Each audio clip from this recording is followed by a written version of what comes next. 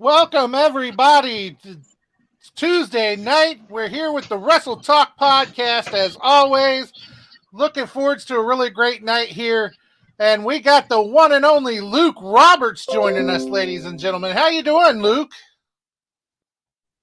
Hoss, it's an honor and a privilege to be here tonight. We got a lot of stuff to take care of here on the Wrestle Talk podcast.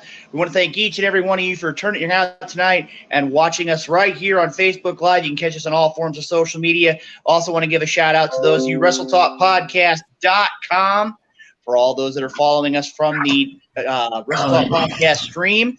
Tonight's going to be a great night of professional wrestling. We're going to be talking NWA tonight, as well as we're going to be talking with a very special guest in the 8 o'clock hour.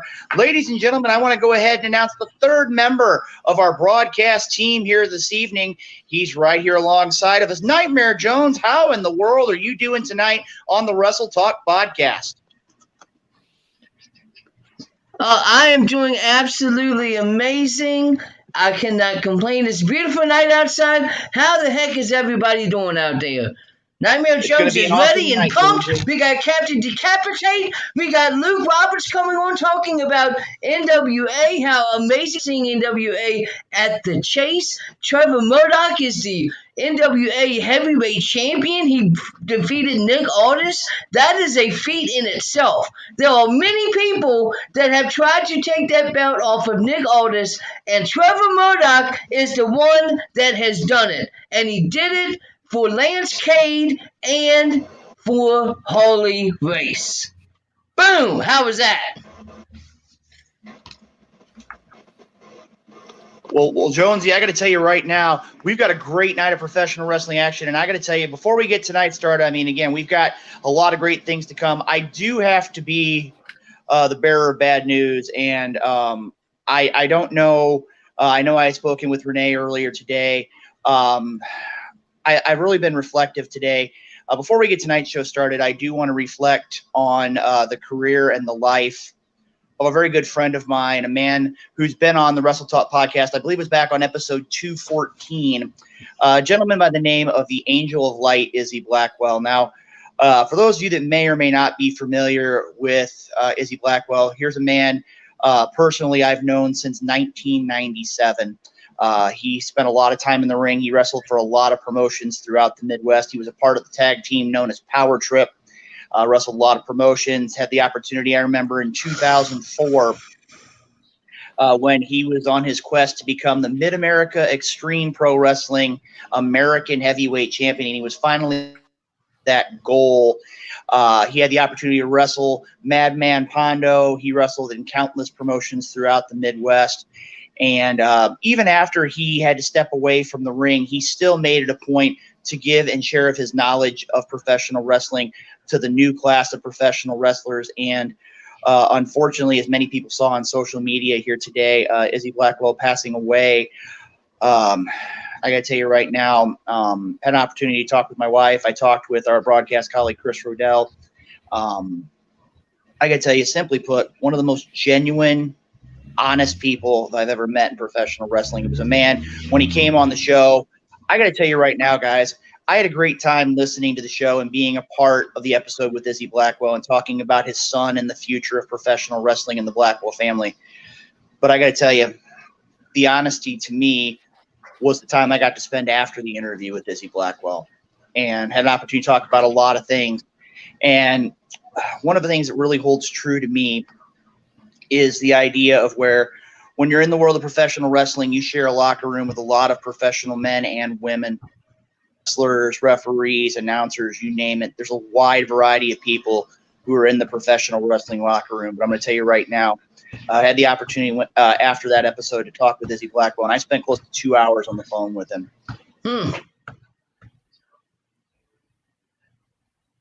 Wow. Izzy Blackwell. But it looks like we've lost Luke Roberts for the minute, so... Oh, there he is. He's back. He's back. I don't know what happened, guys. Technology's been having a lot of issues here in my part of the world today. But as I said before, having the opportunity to spend close to 2 hours talking to Izzy Blackwell, it was just like we had never been apart. And I can tell you right now, I've talked to a lot of my friends that I've known for years, guys like Chris Rodell. I had an opportunity to speak to Mr. GQ, Matthew Wayne Schuyler today, among others. And I have to say, the news today really shook me. And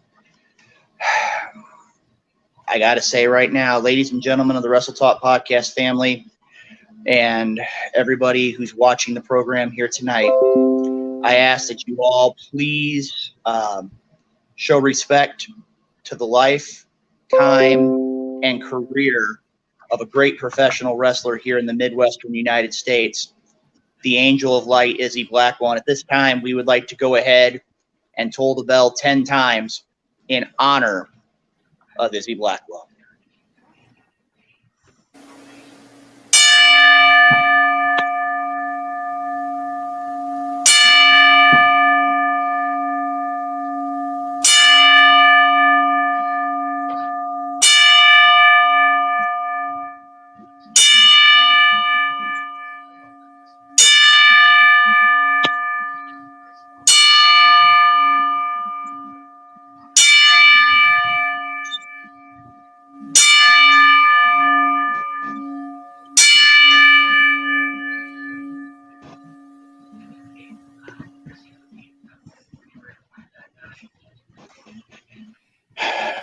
Gentlemen, I'm going to be honest with you. Joe, I'm going to throw it to you. I'm going to need a minute here.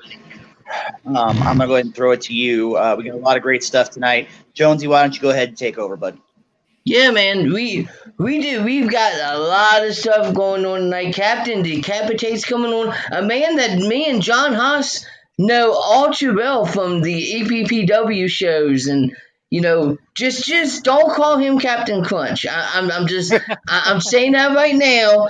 Do not call him Captain Crunch, because it's just, it would not be a good. You don't want to upset the captain. Am I right, John?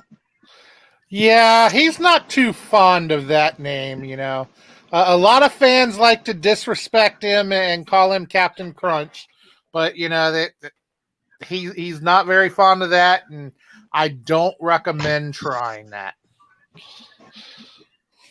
I do not. But Joe, before we get started here, let's go ahead and get this going like we always do.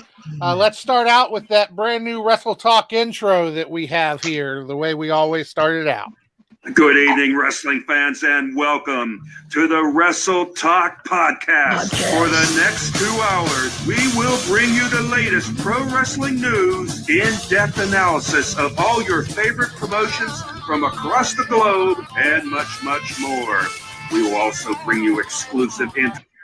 Good evening, wrestling fans, and welcome to the Wrestle Talk podcast. For the next 2 hours, we will bring you the latest pro wrestling news, in-depth analysis of all your favorite promotions from across the globe, and much, much more. We will also bring you exclusive interviews with the greatest professional wrestling personalities on the local, national, and international levels. If you want to follow the Wrestle Talk podcast, check us out online at www.wrestletalkpodcast.com. You can also follow us on Facebook, Twitter, YouTube, and Instagram. And now, it's time for the reigning, defending, undisputed winner in Pro Wrestling Podcast, the Wrestle Talk Podcast. That's right. Or as Hardcore Hot says, that's right. That's right. All right, so now you know what time it is now, don't you, Joey? It is. It is time for everybody to take off their hats, put their hands on their heart as we pay homage to the greatest country in the world. That's America, damn it.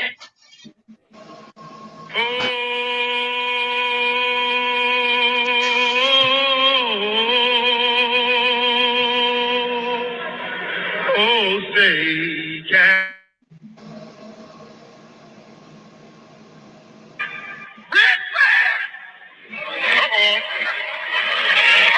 for it now. For the land of the free. Brings a tear to my eye every single time. Every single time, ladies and gentlemen. Well, you know, Jonesy, I can tell you, we got a great night of pro wrestling action. Like I said, in a few minutes, we're going to be talking NWA. We had NWA in Power and NWA 73, both taking place in St. Louis, as well as 2 nights of NWA Power here at the Coruscant Room at the Chase Park Plaza. We're going to talk to that in a bit. But, guys, you know there's a lot of other pro wrestling to talk about. So let's go ahead and hit the music for tonight's edition of The High Spots right here on the Wrestle Talk Podcast. Mic check, mic check. Yeah. All right. Wrestle Talk Podcast. DJ Money. Yeah. Let's go. Welcome to High Spots, where we pop news like lamb chops. We talk shop, coming through the screens of a laptop and non-stop like I'm running streets of blacktop. We hit hard like chair shots and backdrops. On the spark flash, feel like the barely fly, now that's hard. We up to speed while they stay slow. Wrestle Talk Podcast, now they know we about to start the show.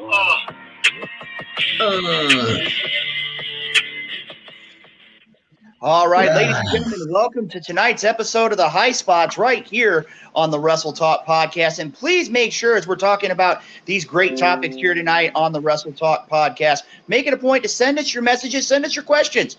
We've got a lot of things we can talk about here tonight in the world of professional wrestling. And you know something, Jonesy? I got to look at it this way tonight. I think it's time, for once, we need to go ahead and we're going to let Hardcore Haas go ahead and start with tonight's episode of The High Spots, because I know, Haas, you and I have been talking over the last couple of days, and I know there's some things that are on your mind. So let's go ahead and have you start off tonight's episode of the High Spot segment. All right. Well, before we get going in that, though, we got to get those sponsors out there. You know, we got to mention Everything Combat, Kincaid, Esports Bar Kansas City, Interstate 70 Sports Media, Royal Mills Transportation, Painter Dreams Productions, Rathbun Engraving, where we get all of our Wrestle Talk Podcast mugs, the FWWC, and Me Fiesta Rentals. Can't forget to mention those because we would not be here without those great sponsors. That is true, John. We've got to always mention those great sponsors that have supported the Wrestle Talk Podcast. And like I said, if you want to know more information about those great sponsors, make it a point to check us out on social media and also check out WrestleTalkPodcast.com. A lot of great information, a lot of great sponsors that support the Wrestle Talk Podcast each and every week right here. Okay, Hoth, I think we've taken care of all the business. We're going to go ahead and throw it to you for the opening part of tonight's High Spot segment. What you got? Yeah, there's been a lot of news here lately coming out from NXT. Everything from they have a new logo now to they have signed 6 new superstars. Mm-hmm. And those 6 superstars, Bobby Stevenson, Brady Booker, Ben Buchanan, Jessica Wanico, Joshua Dawkins, and Joseph Fatu. Yes. Which Joseph Fatu is the brother to the Usos. The son of Rikishi. Yes, he's the youngest son of the Usos. The youngest brother of the Usos. Yeah.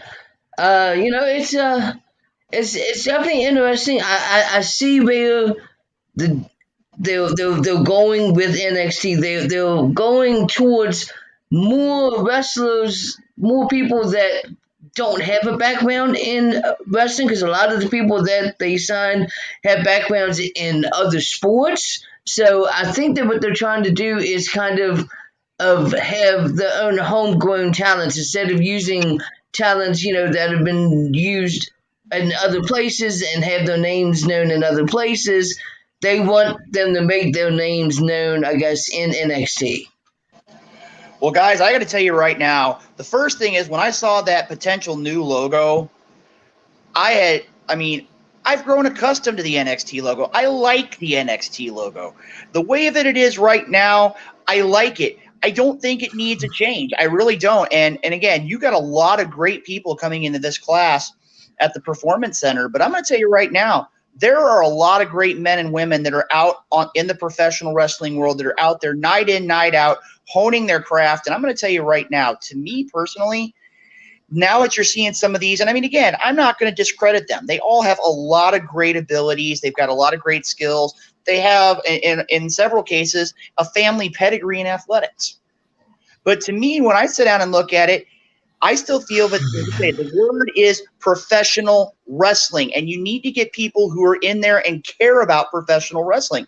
And I'm going to tell you right now, there are a lot of great men and women across this country, across this planet, who are doing their best to one day be able to grace a ring on the main stage. And I'm going to tell you right now, sitting here looking at it, I got more questions than answers when it comes to the current state of NXT. Yeah, and our good friend Sonny Mayo, he says that the NXT logo looks like Disney Junior, but he is excited for some of the new signings, though. And he also pointed out that Ben Buchanan is the son of former WWF Tag Team Champion Bull Buchanan. Yep. Mm-hmm. And that's going to be, like I said, it's a great class. I mean, nobody can discredit the wrestlers that are coming into NXT. I mean, if you make it to NXT, you're one of the best in the world. That's one of those you have to say that if you make it to NXT, you've made it to that level. But I'm going to tell you right now, I still think there's a lot of questions left to be answered. One question that I really would like answered, and I think all of you gentlemen are going to have your own opinion on this. It's kind of like the lottery, if you will, for where is Adam Cole going to wind up? I'm going to throw it this way. I'm going to throw this to you, Jonesy. You watch a lot of pro wrestling, just like the listeners of the Wrestle Talk podcast, just like the Wrestle Talk family. I got to tell you right now, I'm just going to put you on the spot right here tonight, Jonesy. If Adam Cole is going to sign with one promotion, where do you think Adam Cole goes?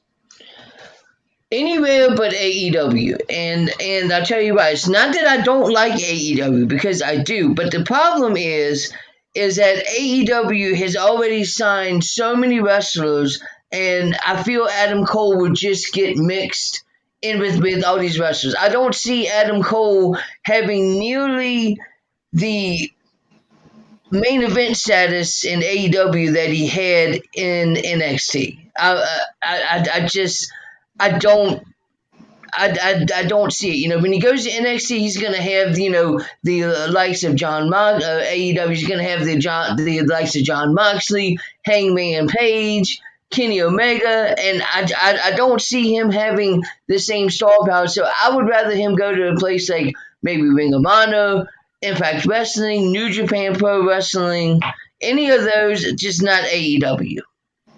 Okay, Hoss, I'm going to throw it to you. What do you think? Adam Cole, where does he wind up?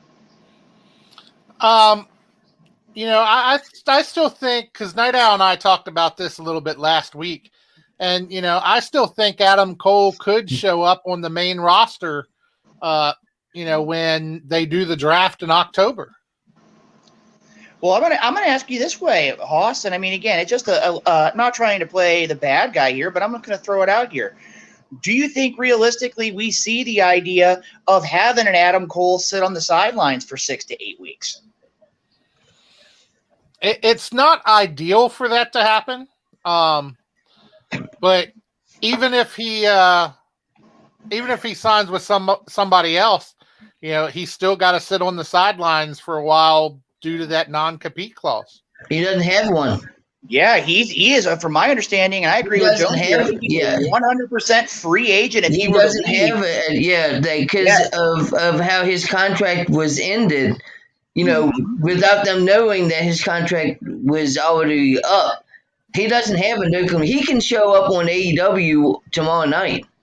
And that's one of those, Jonesy, to look at it too. I believe he had signed an extension to get through SummerSlam weekend. Yeah, he did. And I'm going to tell you right now, to me, and this is going to be a little bit of a strange thought here, so bear with me. To me, if I want to see a place that I think Adam Cole would be able to be successful and thrive in, and I also am reading here through the chats, Sonny Money bringing out here maybe even MLW. To me, I think my head is telling me, my brain is telling me that I think we're going to see Adam Cole in New Japan. I think when he left, the idea of being removed from the Bullet Club, I think that there's some unfinished business. Mm-hmm. To me, my heart tells me we will see him, much like Haas said, in the draft for the WWE. One thing is for certain, the internet has been all over the place trying to figure out where this is going to go. And I got to tell you right now, I mean, it's definitely making for some compelling stories and some compelling news. So, Jonesy, real quick here, I know we're going to have the maestro Jeremy Karp joining us here in just a couple minutes to talk NWA, but we would be remiss if we went ahead and threw it to you, because I know you got something on your mind here tonight on High Spot. You always do. So, Jonesy, take it away. So, there are reports that I read today that last night during the Nia Jax and Charlotte Flair match, things got a little bit confrontational between the two of them. Apparently, Nia Jax did a move and she almost dropped Charlotte on her head, and Charlotte gave her a receipt of slapping her across the face, like harder than what she normally would, and there could potentially be a little bit of animosity between Nia Jax and Charlotte Flair. You know, this isn't the first time that we've heard of Nia Jax, you know, messing up a move, you know, potentially injuring somebody. So, you know, I don't know if this was a work or if this was an actual shoot. I just know that there's reports of actual animosity between those two wrestlers. Well, Jonesy, I got to tell you right now, to me, the women's division in the WWE has a lot of competition. Mm-hmm. And I mean, again, I don't know per se if it was one of those situations where wrong place, wrong time, or things along those lines. But I'm going to tell you right now, when it comes down to it, all of the women in the WWE, both Raw and SmackDown, are doing everything they can to make a statement. And they want to be at the top of the women's division on their respective brand. And I'm going to tell you right now, whether you're looking at Raw or at SmackDown, the fact remains the women's division has a lot of viable challengers for those championship belts.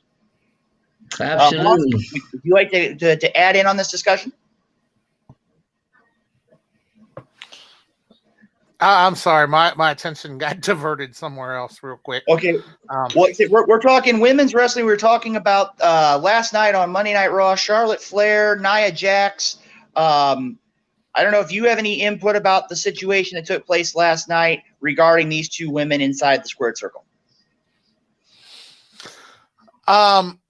Yeah, I did hear that, you know, that she kind of botched a move, and, you know, things are going to happen though. And not everybody's going to be perfect all the time. And I know it can be very dangerous when a move is botched. But you know, it's going to happen from time to time. Well, I mean, again, I get where you're coming from, John, but I mean, again, to me, I look at it, it's about the competition. And I mean, again, I feel right now when you've got wrestlers like Rhea Ripley, Nikki ASH, Charlotte Flair, Shayna Baszler, Nia Jax, I mean, there is a large amount of wrestlers all vying for the top championship. And again, it's one of those where being an in-ring competitor, I can tell you that when you're in the ring, you got to leave it all inside the squared circle. And right now, one thing is for certain, we're going to be able to tell sooner rather than later what's going on in the women's division. Like I said, gentlemen, we got a lot we could talk about, but I do want to shift gears here for a minute. And we're going to go ahead and take some time here because it's something I know that everybody in St. Louis has been talking about. Everything around the world, the wrestling world, has been talking about the National Wrestling Alliance. They've been talking about this weekend, NWA Empower, NWA 73rd anniversary. I'm going to tell you right now, there were dignitaries from all across the St. Louis area. There were dignitaries from all across the country. You name it, everybody made their way to the Chase Park Plaza Hotel, the Coruscant Room, for the NWA, the National Wrestling Alliance, this weekend. At this point, I think, if I'm not mistaken, and Haas, I know that you're the man who controls the boards, is the maestro with us right now? Yes, he is. Let's go ahead and bring in the maestro here.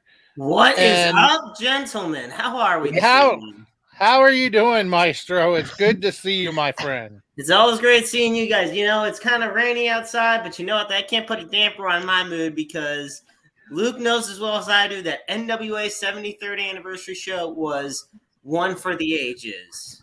Mm-hmm.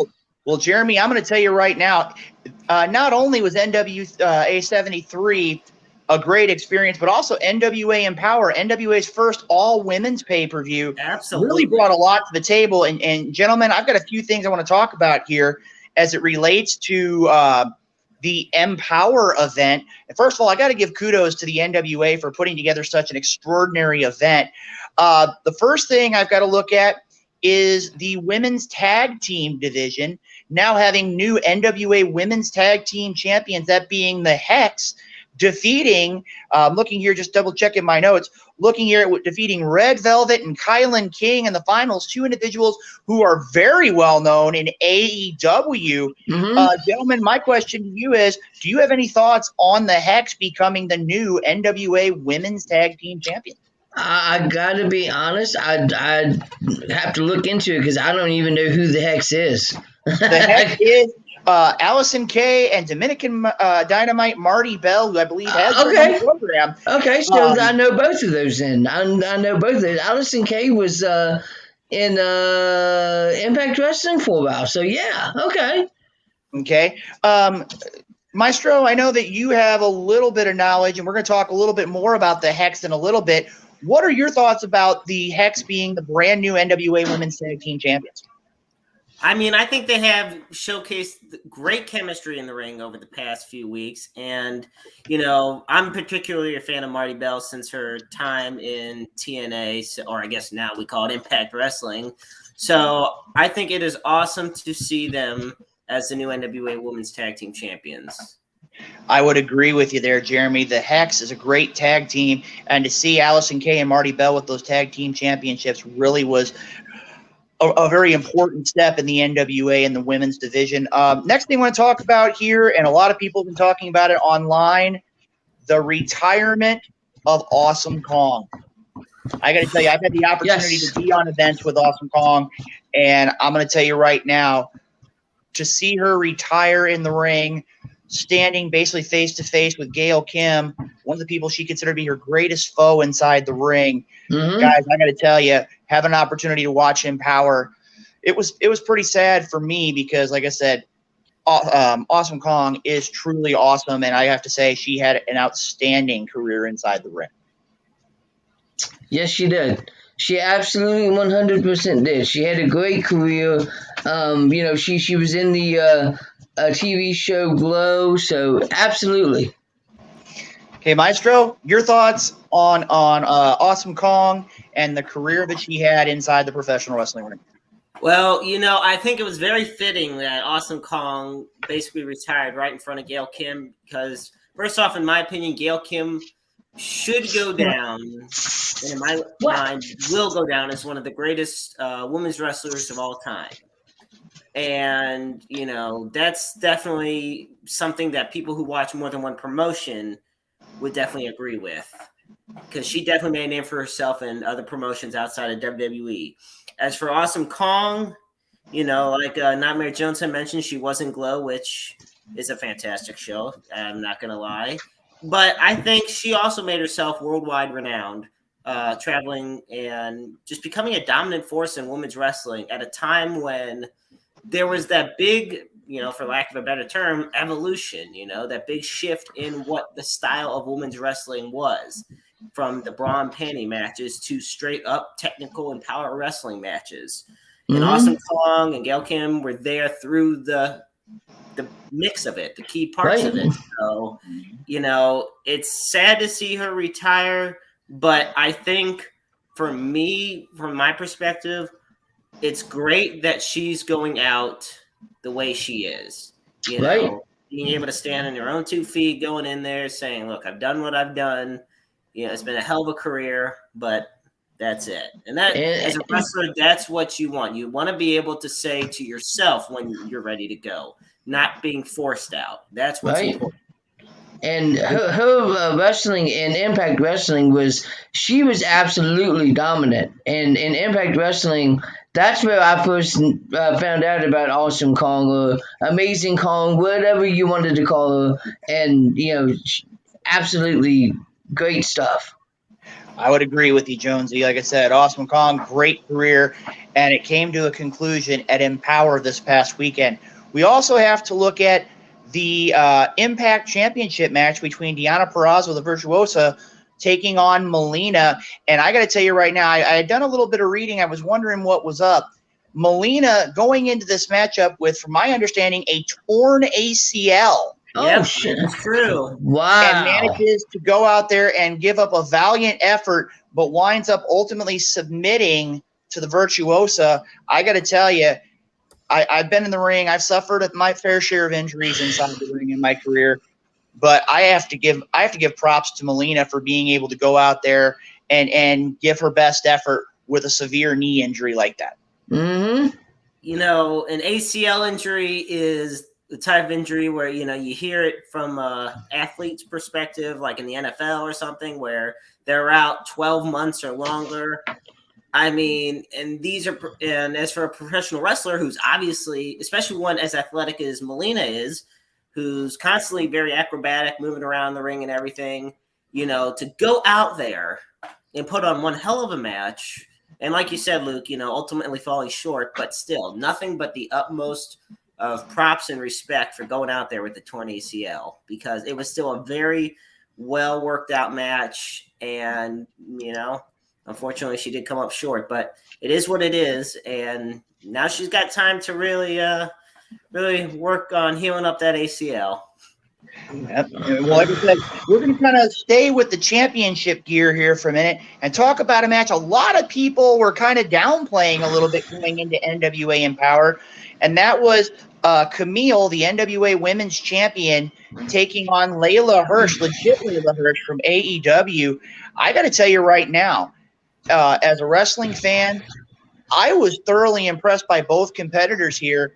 I've really been impressed by Layla Hirsch and her style. And even though Layla Hirsch wasn't able to walk out with the NWA Women's Championship, I have to say she silenced a lot of critics at NWA Empower. Maestro, what are your thoughts about this match?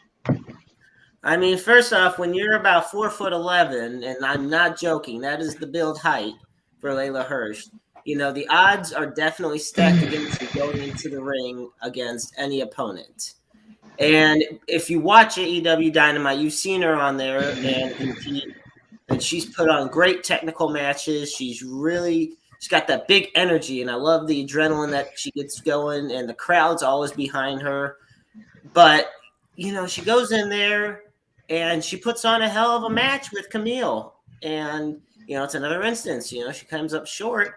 But to go in there for the NWA Women's Championship, or the World's Women's Championship, I should say, and just narrowly losing that match, major props to Layla Hirsch. She put on a hell of a performance. Both ladies put on a hell of a performance, and it really emphasized to me what Empower, the name of the show, was all about. And, you're right. They were downplaying it a lot. And I think that's not so much the match quality wasn't good. From my eyes, I think it was more so just how it stood out among some of the other matches on the card. Because from top to bottom, these past few nights have been unbelievable in terms of match quality. And it all started with Empower on Saturday night. It did. So I have a quick question. You two were both there for night 2.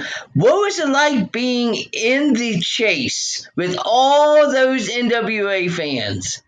Well, Nightmare, I want to take just a second here, and I want to emphasize one last match on night 1 to come back to night 2, and that was the Women's Invitational. And that's a perfect situation here because they had the Women's Invitational match, and just looking at some of the names that competed in this matchup, bear with me here as I look at it. You had Chelsea Green, the debut of Kiera Hogan, Bianca Corelli, Thunder Kitty, Genocide, Lady Frost, Debbie Malenko, Jamie Senegal, Masha Slamovich, and St. Louis's own, the Little Blue Dragon, Tootie Lynn Ramsey. I'm going to tell you right now, it was a great match. And so, and the final two, Chelsea Green and Tootie Lynn in the ring. Unfortunately for the hometown Tootie Lynn Ramsey, she put up a great effort. But Chelsea Green going from start to finish, winning the Women's Invitational. And I'll tell you right now, Jonesy, the energy from Saturday night only went forward to Sunday. It was unreal. I know I talked with Jeremy before the event, and Jeremy remembers this very well. I told him I felt like I was 12 years old again. I felt like I was hanging out with my brother and my mom and my dad and watching professional wrestling just like I grew up watching. And I got to tell you, I had goosebumps on my arm all night. It was unreal. It was a great night of professional wrestling action. Jeremy, I know that you were a little bit in a different spot as it related to the venue. Can you share what your thoughts were? Because, I mean, I got to tell you, the place to me was electric all night. You know, when I walked in there, and it's a little emotional for me because I'm thinking of my late grandpa Harvey, and he went to wrestling at the Chase all the time. And back in the days of, you know, Luthez, Gorgeous George, Dick the Bruiser, and all them. So I walk in there, and I feel like he's with me. You walk in there, you see the big NWA sign in the background, all lit up, and the ring is just right in the middle of the ballroom. It just has that old school feeling. Mm-hmm. And you may say to yourself, well, there's a few hundred fans, you know, that might not be that loud. Oh my God. This proves why St. Louis is a wrestling city. To me, the wrestling capital of the world. You New Yorkers can have Madison Square Garden. Give me the Chase, okay? Let me tell you right now how hyped the whole 4 nights. Billy Corgan, mad props to you. Thank you so much for bringing wrestling back to St. Louis the way it should be. And hell, I don't even know if he's going to listen to this, but if he does, there you go. And you even got to ring the original bell because Yes. I saw the original bell was there. Herb Simmons and Ed Wheatley were there, and I'm going to actually bring them up a little later in the show while I'm on. But yes, with them, you know, because Herb is like the encyclopedia and the history museum of wrestling in St. Louis. He had the original ring bell with him from Wrestling at the Chase. And I rang it, and it was just, it was like one of those, you know, like Luke was saying, little kid inside. And I felt like that. My friends and I did. It was just a wonderful occasion. You know, you see Austin Idol there. And we'll get more into who else was there because I think it's pretty safe to say who a big star was that was there. Oh yeah. We're gonna hold off on that, Jeremy. We're gonna hold on it. We're gonna hold on it. But I just want to say, being there, you know, I was kind of at the corner of the ring, and it was just phenomenal. You know, I had to actually stand up for the second half of the show just so I could actually see better because everyone was on their feet. They were excited from start to finish. So. It just means the world to me that I was there.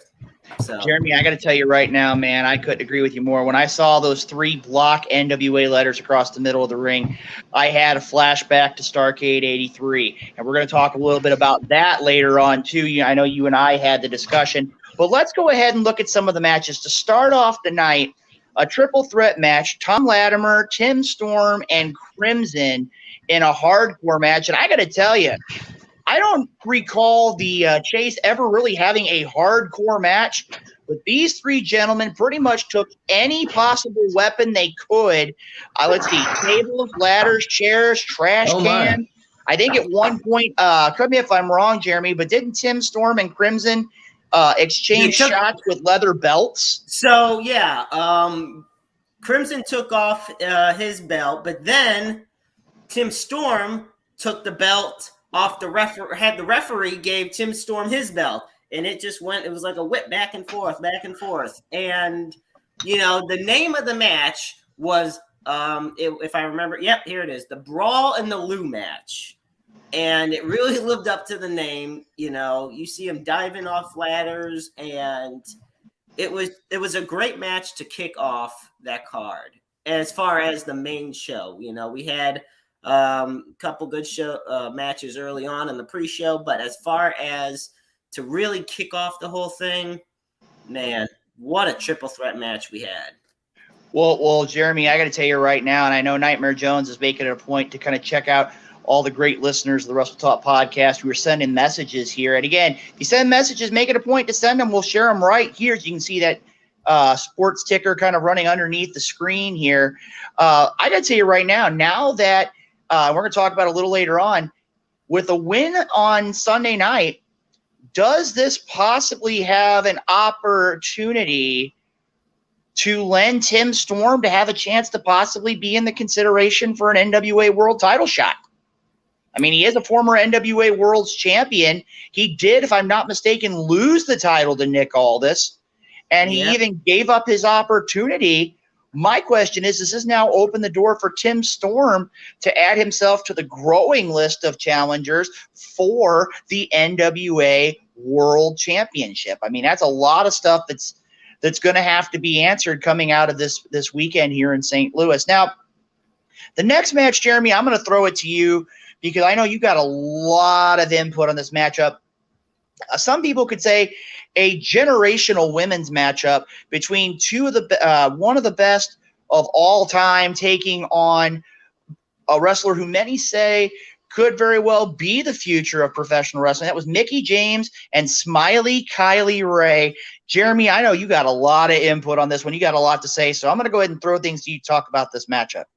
Let me tell you something. So a lot of people think, all right, it was the shortest match on the card, but that does not discredit how intense this match got. A lot of great technical wrestling from, like you said, it was a generational type match. You had Mickie James, who, once again, much like how I brought up Gail Kim earlier, one of the most innovative women's wrestlers, in my opinion, of all time, not just my generation and not just yours. You know, people didn't know what to expect when she first debuted, and the phenomenal career she's had continues. As far as Kylie Rae goes, I mean, she's always smiling, like you said. She's always pleasant, but let me tell you, she brought it to Mickie James. She really took it to her. A lot of mat wrestling, and really had an old school feel, something that you would have seen in the olden days at the Chase. And, you know, Mickie James did end up winning that match. But overall, you know, crowd was into it both times. I was there right at the corner. Mickie James, you know, does her pose and everything, and a lot of great counter moves. Overall, it was another great match on another amazing card. And I'm going to tell you right now, you know, Renee, the Night Owl, says he wishes he could have been there. You know, I think a lot of people wish the same. Well, I got to tell you right now, Jeremy, you also had Arissa, and I hope I didn't make it a point to mess up your name there, but thank you for giving us a shout out there. I know that Shaft is here on the show as well. Shaft, welcome to the program here tonight. I got to tell you right now, the one thing that leaves me with some questions is Deonna Purrazzo after the match going after Mickie James. I know for a fact that Deonna wasn't necessarily too happy about being a part of Empower. I mean, it took a pretty good amount of encouragement to get her to be on the event. And then after Mickie James gets the victory, decides to make it personal. And I can tell you right now, that's going to lead to a lot of questions as we go forward, not just in the NWA, but I think that's going to lead to some definite questions in Impact Wrestling as well. Look at this. The next match, we had the 6-man tag match of the Great American Smash, Tyrus, Zion, and Jordan Clearwater with the Universal Heartthrob Austin Idol, taking on the Pope, Elijah Burke, and the End. Great matchup. The end result of that matchup was Tyrus and Zion and Clearwater getting the victory via the heart punch. Tyrus has really perfected shades of the late Ox Baker with that heart punch. And I got to tell you, it was a great matchup. Again, Tyrus, Zion, and Clearwater with the victory in that match. The next match we talk about, NWA National Championship. The Masterpiece Chris Adonis taking on Cowboy James Storm. And I got to tell you, this matchup had a lot to go on. And I'm going to tell you, Jeremy, being a referee, being where I was, I got to tell you, I could make a case for Cowboy James Storm being the new NWA National Champion. I mean, again, you were there. What were your thoughts about that? Because to me, I very easily could have seen a situation where James Storm walked out of the chase as the new NWA national champion. I cannot tell you. I mean, you were there, so you would know, but I don't think I could express how pissed off I and everyone around me was when we thought James Storm had the pinfall, and we thought the bell was rung and everyone is on their feet in that ballroom, only for the ref to say his foot was on the rope. And like you said, you've been a referee for a long time. You've been in this industry a long time. When something like that happens and the wrestler looks right at you, pointing the fingers and saying, you know, when the crowd's chanting bullshit ref and things like that, and the wrestler's pointing at you, your heart sinks. Because you're just thinking to yourself, I'm just doing my job. But here I am. It's a big championship match. You know, it is literally the NWA National Championship. And Chris Adonis, the masterpiece himself, you know, he really gave James Storm everything he had. But that was James Storm's match to win, even though he wasn't the champion heading into that match. Because he was at the right place, the right time to get that pinfall. The fact that he lost that match just infuriates me. That's just, ugh. Well, Jeremy, I got to tell you right now, and you were right on point with that, and the idea of where the referee does have the final say. And again, it was questionable. I can see where James Storm would have a complaint, but the referee did make the right call. His foot was on the ropes. And again, I'm going to tell you right now, the end of that matchup, I would not have wanted to be James Storm. I would not have wanted to be that referee because I'll tell you right now, I've been on the wrong side of an angry wrestler or two or several. I could imagine so. And I'm going to tell you right now, having James Storm right there, I mean, you know that he could just throw that last call super kick like that. And to be worth there, I mean, as soon as the match was over, you saw that referee, he was gone. No questions. He was gone. I mean, by the time I think James Storm was out of the ring, I think the referee might have been out of the chase at that point. But again, it does go down as a victory for the masterpiece retaining the NWA National Championship. And like I said, ladies and gentlemen, I've seen a lot of great posts here talking about how awesome NWA 73 was, how great Empower was. You know what? I want to say it's really great to see all these great messages. I know we're going to have some guests coming on talking about NWA Empower. We got a couple more matches still to talk about here. We've got to talk about it, though. Jeremy, we got to talk about it. I know Nightmare Jones is probably somewhere around here. He's got to be listening to this. And that was what everybody was talking about. And that was the Nature Boy coming home to the chase. Ric Flair making his long-awaited return to the NWA. And I got to tell you, he had a lot to say at the chase. Jeremy, I got to tell you, that 10, 12, I think you said it was like, what, 12, 13 minutes in time? 12, 13 minutes. I have it on my phone, and my arms are still sore because when you're 5'5", having to record it over tall people's heads is a pain in the ass. I'm going to tell you. Well, I got to tell you right now, though, I mean, again, it was an opportunity. Ric Flair really talked about a lot of things about the world of professional wrestling. And one thing I think that really stood out was the idea that he talked about the sport of professional wrestling, but he also talked about the St. Louis area. He talked about the lineage of the NWA. And I got to tell you right now, that entire amount of time gave me goosebumps because where else can you go? And I mean, again, it was like you're back in the late 70s, early 80s, the Nature Boy Ric Flair walking that aisle one more time to all the great fans at the Chase Park Plaza Hotel. I mean, I know he spent many a time there.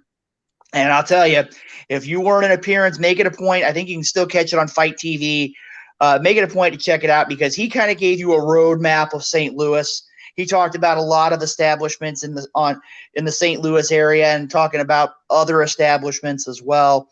He basically told us exactly how it was, and it was definitely a memorable experience seeing the Nature Boy Ric Flair inside an NWA ring once again. You know, I'm going to say one other thing, Luke. I hate to cut you off, my friend. I want to say something about that Ric Flair promo. You know, you mentioned about the point about how he talked about the sport and of St. Louis wrestling in particular, and how it basically was the place to be, and how, to me, it still is. I think one thing I really took away from it, this might have been the most sincere and happy Ric Flair's been in a wrestling ring in a long time. Notice how when he was in that ring, he did not say one bad word about anybody. He brought up Vince. He brought up Hunter. He brought up Shawn Michaels, The Undertaker. He didn't get any bad blood about leaving any company. You know, he was just talking about how much he loved wrestling, how much people like us, the fans, and some of his best friends like Triple H and Shawn Michaels kept him going into wrestling. And, you know, he mentioned people like Dick the Bruiser, Blackjack Lanza, Terry Funk, Dory Funk, Harley Race. You know, like he says, one of my favorite quotes from the entire promo, I can remember off the top of my head, he goes, "You name them, I wrestled them right here." And I love that. It shows you how much he poured his heart and soul into wrestling over 40 years and how much the city of St. Louis means to him. You know, it's not just another stop on the map. It's his home. Yeah, Charlotte, North Carolina, say what you want, but St. Louis can be his second home because when he walked down that aisle into the ring, it was like a hero's welcome. And, you know, Billy Corgan, he said, you know, "You're Ric Flair. Do whatever you want. Go out there, say what you want. It doesn't matter how long you speak for however long you want to speak. It's all you." Because Ric Flair right now, you know, a lot of wrestlers in this day and age in wrestling, you know, from the golden era are passing away from the 70s and 80s and 60s and so forth. So Ric Flair is one of the few that are still able to carry that torch and be the history book of professional wrestling at the Chase and professional wrestling of the glory days of the NWA. So overall, you know, it absolutely was heart-melting, got goosebumps. I loved every second of it. I totally agree with you, Jeremy. We got a couple more matches here to talk about.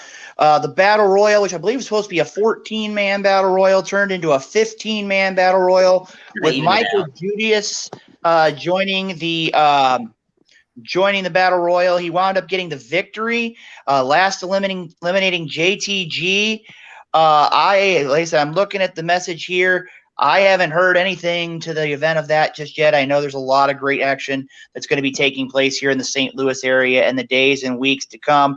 A lot of people making comments about Ric Flair. Amen, and a lot of them are, amen. There's a lot of people talking about the Nature Boy right here tonight on the Wrestle Talk podcast. The last three matches of the night, I mean, we could talk about them for the entire show. You had Camille taking on Chelsea Green for the NWA Women's Championship. I got to tell you right now, Chelsea Green brought everything but the kitchen sink to fight against Camille. It was a great matchup. I got to tell you right now, Camille proving why she is the force in the NWA Women's Division. Jeremy, any quick thoughts about that matchup between Chelsea Green and Camille for the NWA Women's title? I mean, you know, I hate to say it like this. It was a great match. But I think given how much, you know, the bar kept going higher and higher, not just from the NWA 73rd show, but from Empower as a whole, you know, it's not one of those matches that, like, you'll remember for the rest of your life type thing. It was a great match, you know, and Chelsea Green really brought it to Camille. In the end, she fell short. I enjoyed the match thoroughly. But, you know, plus, you're also having to follow in the footsteps of a Battle Royal and Ric Flair. You know, that's a tough challenge, but I can tell you both these women definitely brought a great matchup, an outstanding matchup. Camille still NWA Women's Champion. To me, I got to look at it. These last two matches definitely were match of the night contenders to me. La Rebellion, that being Bestia Seis, and Mecha Wolf taking on Aaron Stevens and JR Kratos for the NWA World Tag Team Championships. La Rebellion being brought to the ring by Conan. Jeremy, I'm going to go ahead and let you give your thoughts because I've got something that I want to add, and I want you to go ahead and go first on this one because I've got something that I need to say about this matchup. Okay, well, let me tell you something. First, when I heard LAX's theme song pop up, I was like, you cannot be serious. I was like, what? And out came La Rebellion, and and Conan coming out with them blew my mind. As far as, I'm trying to think of how to word it. You know, it's definitely a match of the night contender for me as well, because it was a match that, you know, it's the second to last match, the penultimate match on the card. You know, you have a lot of pressure on you to really give the crowd something to build up for the main event. And they tore the house down. I mean, all four competitors. There were some moves where Aaron Stevens legitimately was terrified of being a part of. The powerbomb with the kick at the back. I mean, he looked scared crapless with that situation. And hell, I can't blame him. I would have been too.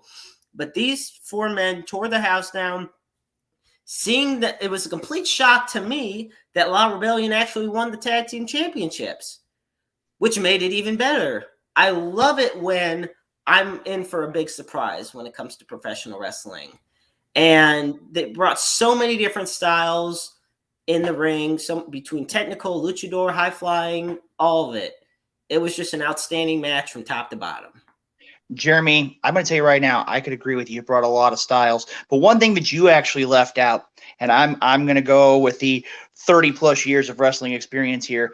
I have to give kudos to La Rebellion, and the reason why is simple: Tag Team 101.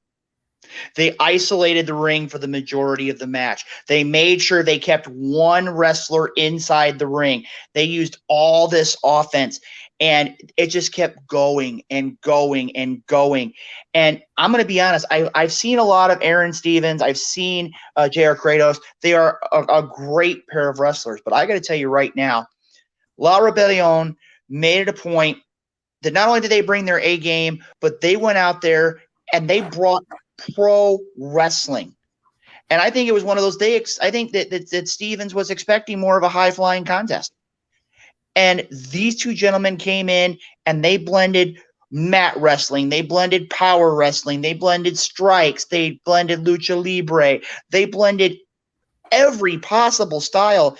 And to me, I think the tag team champions could never really get their footing when wrestling Bestia and Mecha Wolf. And at the end of the matchup, at the end of the night, I do have to say, though, that having somebody in your corner, that's going to pay you dividends down the road. And having somebody like Conan in your corner, that really helps. Yeah, it does help. And it leads to new NWA World Tag Team Champions in Bestia 666 and Mecha Wolf. And now we've got just a couple more minutes here to talk NWA. I know there's a lot of people who've been sending messages here in the chat, but we would be remiss if we didn't talk about the main event, title versus career. The national treasure, Nick Aldis, 1,000+ days as NWA World Champion versus the career of Trevor Murdoch. And I'm going to tell you right now, and you and I talked about it, Jeremy, watching Trevor Murdoch walk to the ring. And for those that weren't noticing it, and I know they were talking about it, I believe they're talking about it on Fight TV as well. If you notice the jacket that Trevor Murdoch wore to the ring, it was very symbolic because it was very similar to the robe that Harley Race wore on many occasions for many big matches.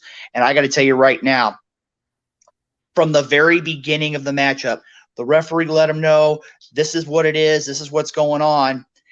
And 30 seconds later, they're 75 feet in the crowd just going at it. And I got to tell you right now, Jeremy, I know from where I was sitting, it was crazy, but I know that both Murdoch and Aldis made it in your direction. What was it like to see these two men fighting for the most important prize in the National Wrestling Alliance and brawling pretty much right to your seat? This is gonna hurt me. I'm gonna tell you why. So, Oh, God, I can't believe I got to do this. All right. So I'm at the merchandise table getting the shirt that basically says NWA 73rd. I was there. Shit like that. I come back, and my friends and a couple other fans are chanting, "You fucked up. You fucked up." And I'm like, what happened? I look to my left. There's a giant dent in the wall that apparently Trevor Murdoch's head went into. And I'm like, uh-oh. I saw it from a distance, but I did not realize it was that close. And I'm just like... Well, my question, Jeremy, was your seat still in one piece? Because those two men went all over the chase. They went all over the Coruscant room. Thankfully, our seats were in one piece. We can't say the same for everybody else. And I know we have Sonny on here who wants to talk about the match, but before I got to give my thoughts on this, because let me tell you something. That to me was match of the night. There was no ifs, ands, or buts about it. Repping Harley Race and another wrestler who made his name at the Chase in St. Louis for decades. One of the toughest son of a guns you'll ever know. Had the pleasure of meeting him multiple times. And Trevor Murdoch brought everything he had and more. A man that's backed in the corner is most dangerous. That's the most dangerous type of man. A man who has technically nothing to lose. So what? He loses his career. That's it. But he knows he wants that title. And Nick Aldis tried like hell to keep it on him, He does the abdominal stretch, but he's holding the rope and hoping that the ref doesn't see it. The ref turns away. He does it again. And eventually the ref, finds out. But back and forth the match went. This went on for over 16 minutes. And in the end, Trevor Murdoch became the NWA World Heavyweight Championship. Champion. Yeah, well, Jeremy, I'm going to tell you right now, I've got my thoughts here, but I know that we've got a couple people who've been waiting on the line here, and we're going to go ahead and patch them through here real quick. Hoss, if you could go ahead and bring on our first guest here. He's got a lot to say about this match. Sonny Money is in the house tonight. Sonny, how you doing, my friend? Yeah, I absolutely love it. I'm doing awesome, fellas. I'm sitting here. I'm listening to you guys talk about that awesome pay-per-view this weekend. I wish I would have made the trip to St. Louis to be a part of that. I'm getting goosebumps just even hearing you guys talk about it. Maestro, you were there. You were in the crowd, man. I can only imagine how great that show was. Unfortunately, I didn't get to watch the whole thing. I got to watch highlights. I made it a point to go back and watch Nick Aldis and Trevor Murdoch. And wow. I got to watch Nick Aldis defend the title against Jason Strife back in February. Me and my wife made a night of it up in Omaha. I traveled all the way up to Omaha from Kansas City to see Aldis and Strife, and they put on a great show. And that promotion there in Omaha put on a great show. But the reason I wanted to jump on here was to talk about Murdoch winning that title. Now, obviously, Murdoch being a local guy here and training with Harley, and even made it up to WWE and had the run with Lance Cade and won the tag titles and so on and so forth. But for him to win that title off of Nick Aldis, and me personally, I put Nick Aldis as a top 5 NWA world champion of all time. That's just me personally. I know there's Flair and Dusty and so many names down the line. But for Aldis to hold it 1,000+ days and have the gimmick that he has, and he was a heel that you could hate, but he backed it up in the ring. For him to hold it 1,000+ days and lose it to Murdoch, lose it in St. Louis, NWA back in St. Louis, it just couldn't have been a more perfect scenario for Murdoch to get that title, for Aldis to pass that torch to him. And I've seen some fans out there shitting on Murdoch winning. But Luke, Maestro, dude, Murdoch is killer in the ring. And if anybody can hold that title down and go out and make some title defenses, not only in the Midwest, but all around the country, and I can't say bring back prestige to the title because it's already been there, but to keep that prestige going down the line, if anybody can do it, it's definitely Trevor Murdoch. So I'm excited for the future with Murdoch as NWA World Champion. I think he's going to absolutely kill it, man. Well, Sonny, I couldn't agree with you more. Again, one of the things you look at here at the very end after Trevor Murdoch wins the championship, and I had an opportunity to talk to several people who were there to support Trevor Murdoch in his quest for the NWA championship. The end of the night, he's holding the 10 pounds of gold. He's holding the Dome Globe. He's holding Sweet Charlotte, as so many have called that championship. And he gets congratulated by the Nature Boy, Ric Flair. That's one of those, you sit there, that tells you that you have, I mean, again, you said it right on point, Sonny. Trevor Murdoch has been around the world. He's been successful all over the place. But to have that championship, finally has the opportunity to carry the 10 pounds of gold and to get an endorsement from Ric Flair. I mean, again, that's a huge compliment. That's the highlight of your career right there, Say what you want, but to me, especially they say the decline of the NWA, bull crap. The NWA is alive and well, and that championship means more to people than you could possibly imagine. And to, like you said, Luke, Sonny, to get that endorsement from the Nature Boy, I mean, that is a dream come true. You held the bar up high, absolutely. And to wear the trunks in tribute to Harley Race, I mean, that is over 50 years of St. Louis wrestling history in that ring just because of that.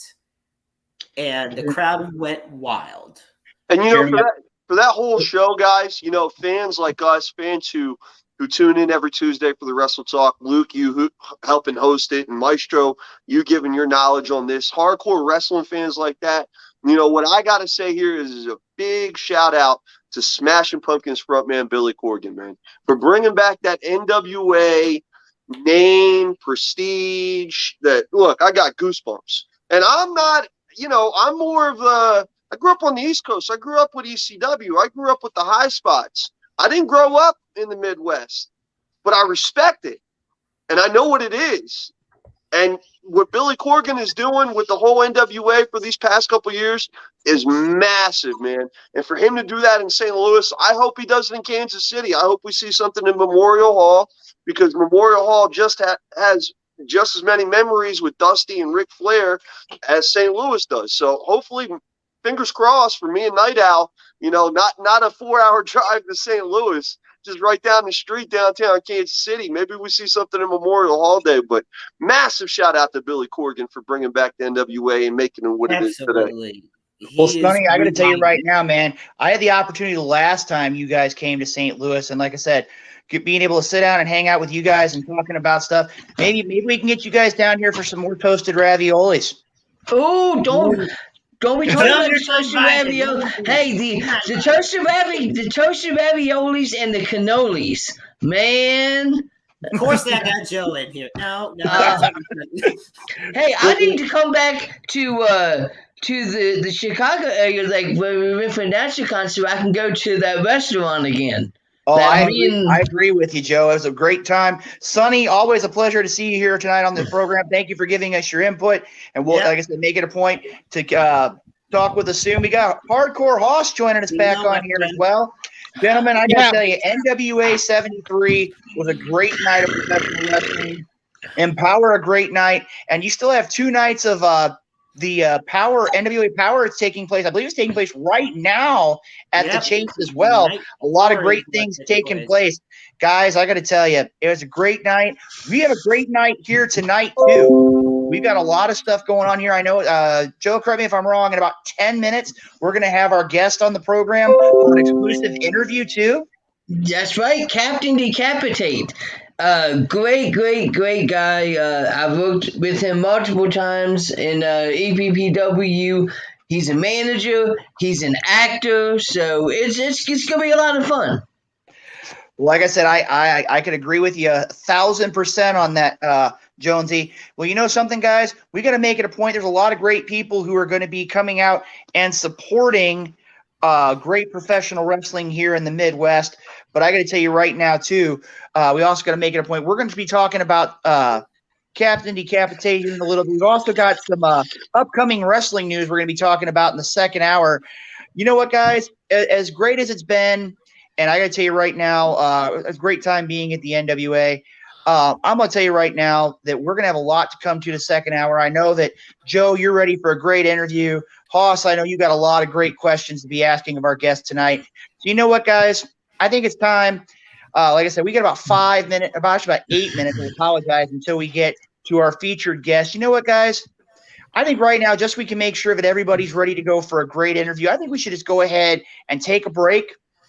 Just for the idea of where we can get everybody ready, they can get the opportunity to get that quick 2-minute break. And when we come back here to the Wrestle Talk podcast, we're going to have a lot of great conversation with Captain Decapitate. Also make it a point, we want to send a shout out to Interstate 70 Sports Media, Talking Dynasty as well. Make it a point to check out all of our great sponsors. And you know what else you need to check out? You need to check out hour number 2 of the Wrestle Talk podcast. Gentlemen, we're going to be back in about 2 minutes. So, Hoss, if you've got that music for us, we're going to go ahead and take things over here. We'll be back in about 2 minutes with with Nightmare Jones, Joe Lance, and Hardcore Hoss. And I think you've got something to say, Hoss. Yeah, before we do anything else, we actually do have to have a little bit of a shoot and shout segment here. With some things that happened tonight, and we got to bring Sonny Money Mayo back for this. Okay, and this is actually at the request of the Night Owl. Oh, okay. I'm not doing enough for him. Like I said, let's go ahead. If we're gonna have the shoot and shout tonight, we got 5 people here. We got just a few minutes till Captain Decapitate. Hoss, go ahead and hit the music, and we're gonna go ahead and go with the shoot and shout right here, right now on the Wrestle Talk podcast. So hit it. It's just one of those days when you don't want to wake up. Everything is everybody sucks. You don't really know why. You want to justify with someone's head off. No human contact, and if you interact, your life's on contract. Your best bet's to stay away. Stay away, motherfucker. All right. Welcome to the shoot and shout this week here on the Wrestle Talk podcast. At this point, Maestro, all I know is that's the intro for the shoot and shout. Yeah. Sonny, since you and the Night Owl have the shoot and shout figured out, I'm going to let you decide where you want to be. Do you want to go first? Do you want to go last? Or do you want to be somewhere in between? I don't know what this really pertains to. I haven't really personally talked to Night Owl tonight. I got kind of an idea. So, Hoss, you want to kind of guide me here on where we're going with this, boss? All right. Well, let's start off here. For a shoot and shout, why do people come on to a show and sit there commenting and putting the show down? If you don't like it, move the hell on. So, the Night Owl did some research on this. Oh, no. And I'm going to see if I can share my screen here. Oh, no. Oh, God. Please do it. Yeah, I'm afraid.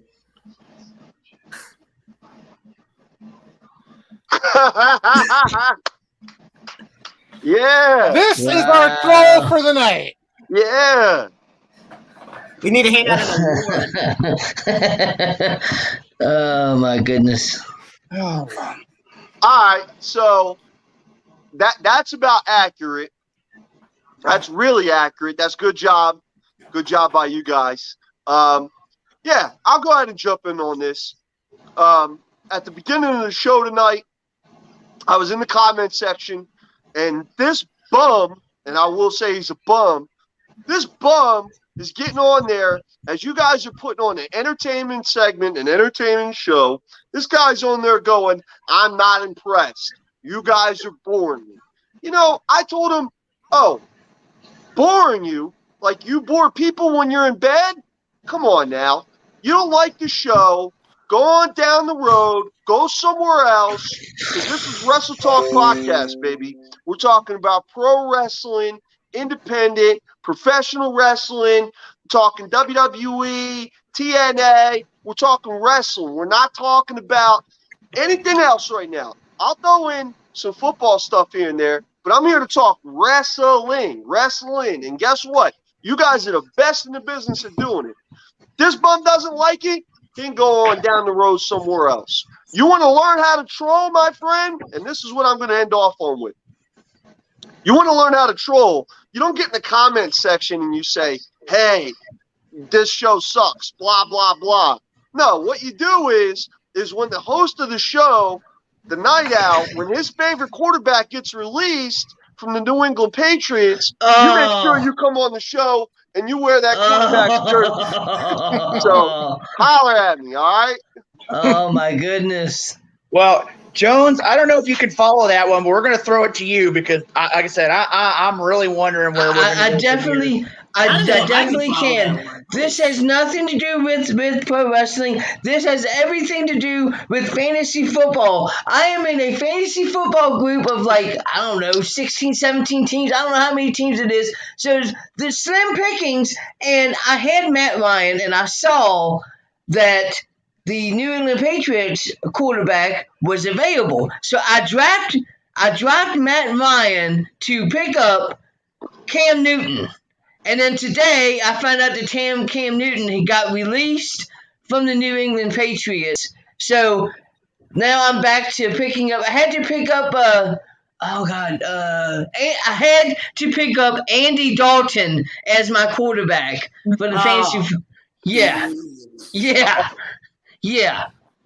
Oh my, Maestro, it's your turn for the shoot and shout. Well, you know what? I'm going to go on the fantasy football train too.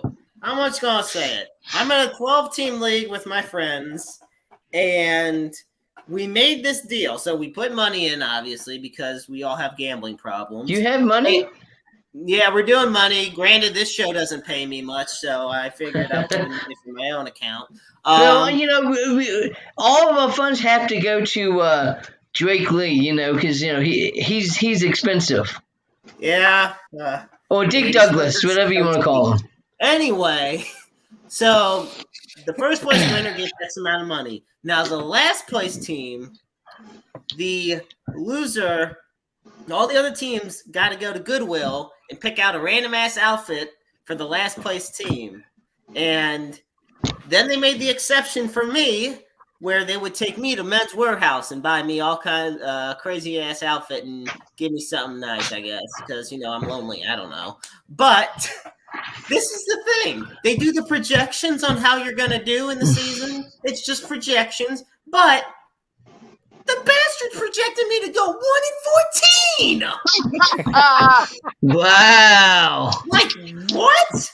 I got Aaron Rodgers, Mike Evans, Nick Chubb, and you're gonna tell me I'm 1-14? Oh, bite me, NFL.com. Straight up, bite me. I'm gonna prove everyone wrong. I'm gonna go 2-13. Damn it! Hey, there you go.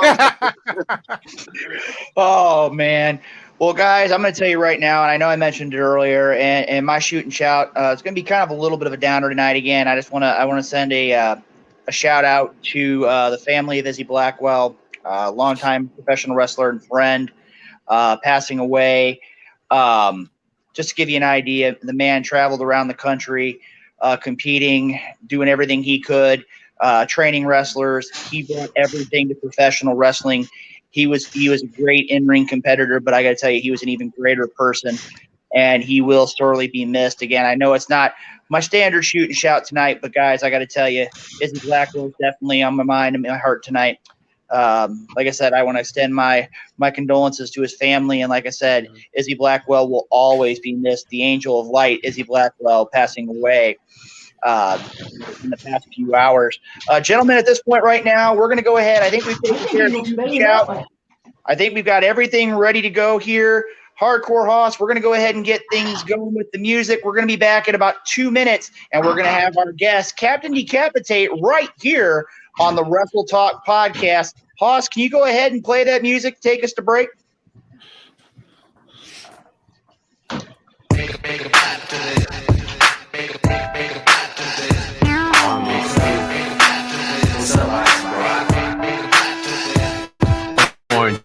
Gin perp with a chicken or breakfast. If you ain't a hustler, you might not get this. Wide open, even though we sleeping. Have to get up in your face, you know, creeping. But you gotta be from my town just to know that. All brand new, no need for a throwback. Left where you're from, but don't be dumb. Didn't even know it, but they said that I won. I will keep grinding, no rewinding. I will ace like it's one big assignment.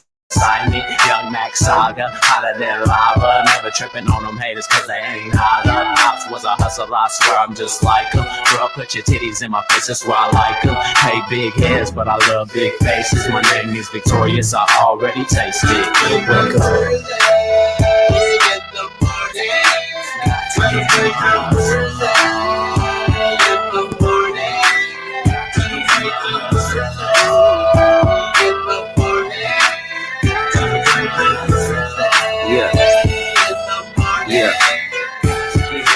Early in the morning, I'm up, trying to get it when it comes to that important shot. I gotta hit it, cause I'm plush, baby. Young Reeks, he's way too much lately, living mania. Feeling crazy, you know what's up, baby. KC's the place where I'm at, where they get hit with the mag, they get stabbed in the back. I could pull along with a link up with the pack, eating motherfucking beats like they some type of snack.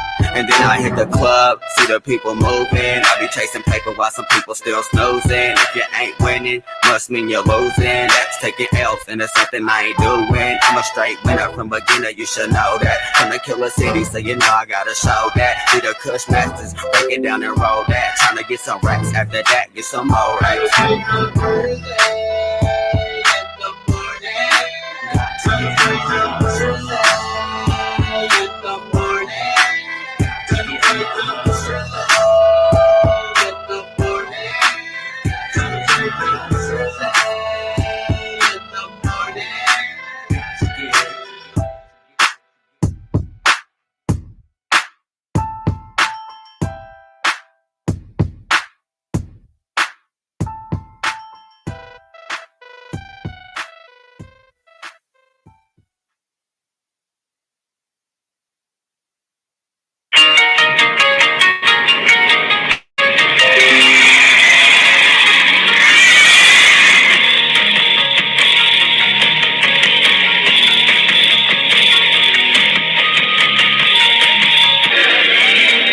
Wrestling fans, Ricky the Dragon Steamboat talking at you, and you're listening to the Wrestle Talk Podcast.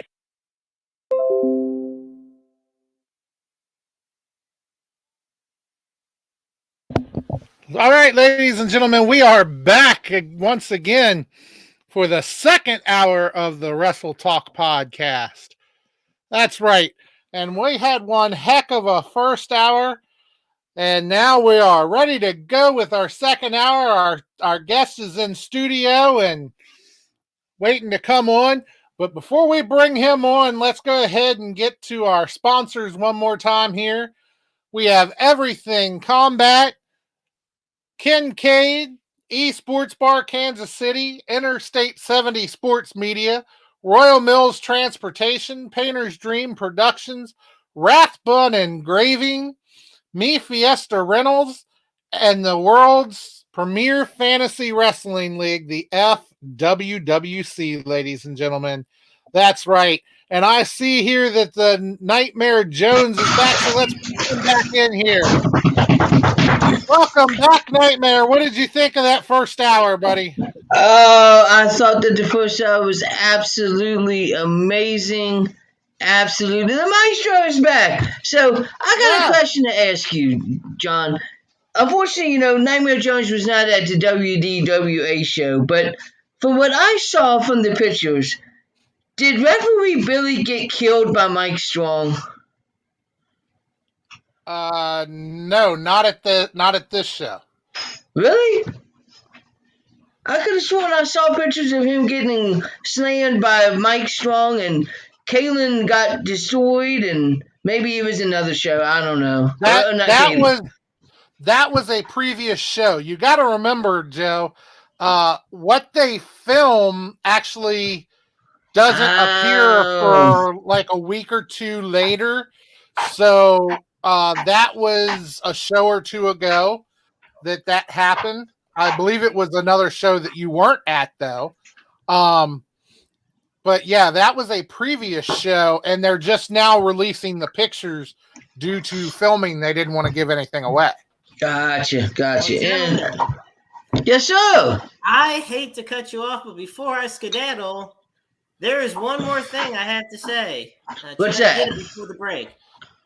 There is, speaking about the whole thing with the NWA and Wrestling at the Chase, there is a new book out.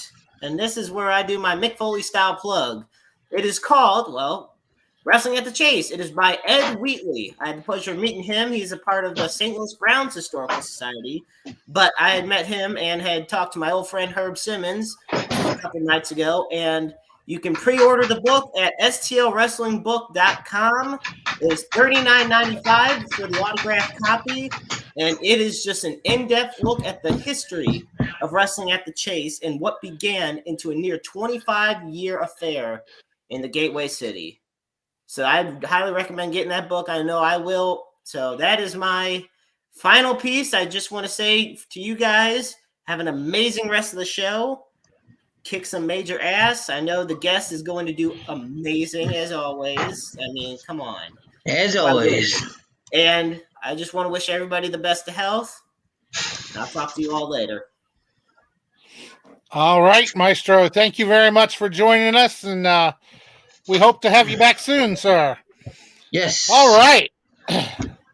So, Joe, do you want to do the honors here? I can do the honors. If we have Captain Decapitate, let me tell you something. This next gentleman we are bringing on is an actor. He is a manager of the Dead Sea Sabal. I mean, you know, I met this gentleman at EPPW. Just don't call him Captain Crunch. We have told you, everybody, multiple times not to call him Captain Crunch. Ladies and gentlemen, it is all honor and privilege to bring on the one and only Captain Decapitate. What's this? Where'd he come from? See that? Look, I'm telling you. Joe, you Captain talk nice about me like that, and you never called one of my matches down straight. Oh, I've always called you matches straight. I am Joe Lance. I always am a fair referee. Every time that you were involved in a match, I always called it down the middle. Hardcore You were the Hustlers, one referee I never wanted to see when my guys were in the ring, because you always had it out for us. I can believe that. You know, I have seen many a match that Joe Lance has not called the way it should have been called. That's right. That's right. Good. I like you. The guy in the middle here, not so much. So how has Captain Decapitate been? Doing good. Doing good. Doing good. Awesome. Yeah. Yeah. The ship's been, we've been able to sail all around the world. Mm-hmm. And we're back here in the Mid-Atlantic area for some wrestling shows. Nice. Got rained out last weekend, but you know, that's how it goes. That's how it goes. That is definitely how it goes. So, I guess my first question is, how did Captain Decapitate get involved in the world of professional wrestling? Well, Captain Decapitate hasn't always been Captain Decapitate. There's a guy named Jesse L. Green that acts in movies. And he did a movie called Wrestle Massacre. Mm-hmm. And this Jesse L. Green has been a wrestling fan all his life. And I talked to people at Outbreak Wrestling. We used their ring and some of their guys for some of the scenes. And Jesse said, "Hey, I'd like to be a manager." I showed him a picture of my character at the time, which was Captain Mango. Mm-hmm. But Captain Mango's a nice guy. And they said, "We want a heel." And so I said, okay. So I came up with Captain Decapitate. Nice. Nice. Yeah, you know, I've seen you at multiple EPPW shows. I've seen these movies that Jesse Green was involved in, and you know, one of the guys that you are associated with EPPW was the one and only Sabal. Can you tell us about managing Sabal and how do you keep him under control? Well, Sabal is a sea creature, and me being a pirate, I have some control over him. But when he gets in the ring, I have no control over him. And we've won some championships. In fact, we won the EPPW championship, and they took it away from him simply because he had an accident on board the ship and couldn't make one show. One show. They stripped him of it. And then, of course, with COVID, and now they're out of business, we never had a chance to get it back. So I'm a little pissed at EPPW right now. We could have been the forever champion there. Now, in EPPW, Sabal was not your first person that you managed. If I'm not mistaken, the first person that you managed was a man by the name of Eric Ekton. I don't talk about him anymore. I don't talk about him anymore. Oh my no, goodness. Eric and I had a run, but the captain is used to winning, and Eric just didn't cut it. He just didn't cut it. So I had to go with somebody a little bit better quality, and I went with Sabal. Eric and I have gotten back together at a couple other promotions, but hardly ever on the winning side, and I like winning. Absolutely. Who doesn't like winning? That's right. Haas, why don't you come in here with whatever questions you have? Because I know that you have a lot of questions for Captain D Capitate. And yes, I see Susie Haas is saying the words Captain Crunch multiple times. It's not me. It's Susie Haas. You can't stop him. You just can't stop him. Maybe this will stop her. There, get your fill, Captain Crunch, right there. This is what I'm going to do at one of the shows. I'm just going to wring his freaking neck and tear his head right off his shoulder. There you go. That's how much I hate Captain Crunch. I tell you, some people are just so disrespectful. I tell you. They are. No respect. I feel like Rodney Dangerfield. I get no respect at all. So, you told us about the first movie that you started in. And so can you tell us a little more about your movie career? Well, Jesse L. Green's movie career, he's been in about 50 movies. Wrestle Massacre wasn't the first movie. It was probably somewhere along the 35th movie. He has starred in a couple movies. The best known one is called Killer Campout, where he played the Cannibal Mountain Man. And he had something like 26 kills in that movie. So he's about in movies, he's about as nasty as what Captain D Capitate is in the wrestling business. Wow, it sounds like he's pretty nasty. And, looking through different pictures I've seen of you and everything, did I see correctly that you have done a movie with another member of the Wrestle Talk family, Max Morrison? Max Morrison, yes. And I think we're going to be in a movie. Oh boy, I don't know when it's coming out, but we're in another movie together. I don't think in this new movie, Jesse and him are in the same scenes, but we're in the same movie. I just saw Max Saturday night. We got Proudest Wrestling in Martinsburg. We got rained out. Oh, so, that sucks. Yeah, so we got that was the second time. This was the makeup show for a rained out show a month ago, and we got rained out on this one. So, and now, but Max and I got to talk, got to sit at the bar and talk for a while. Is it the rain that's doing it, or is it that they are just scared of Captain Decapitate?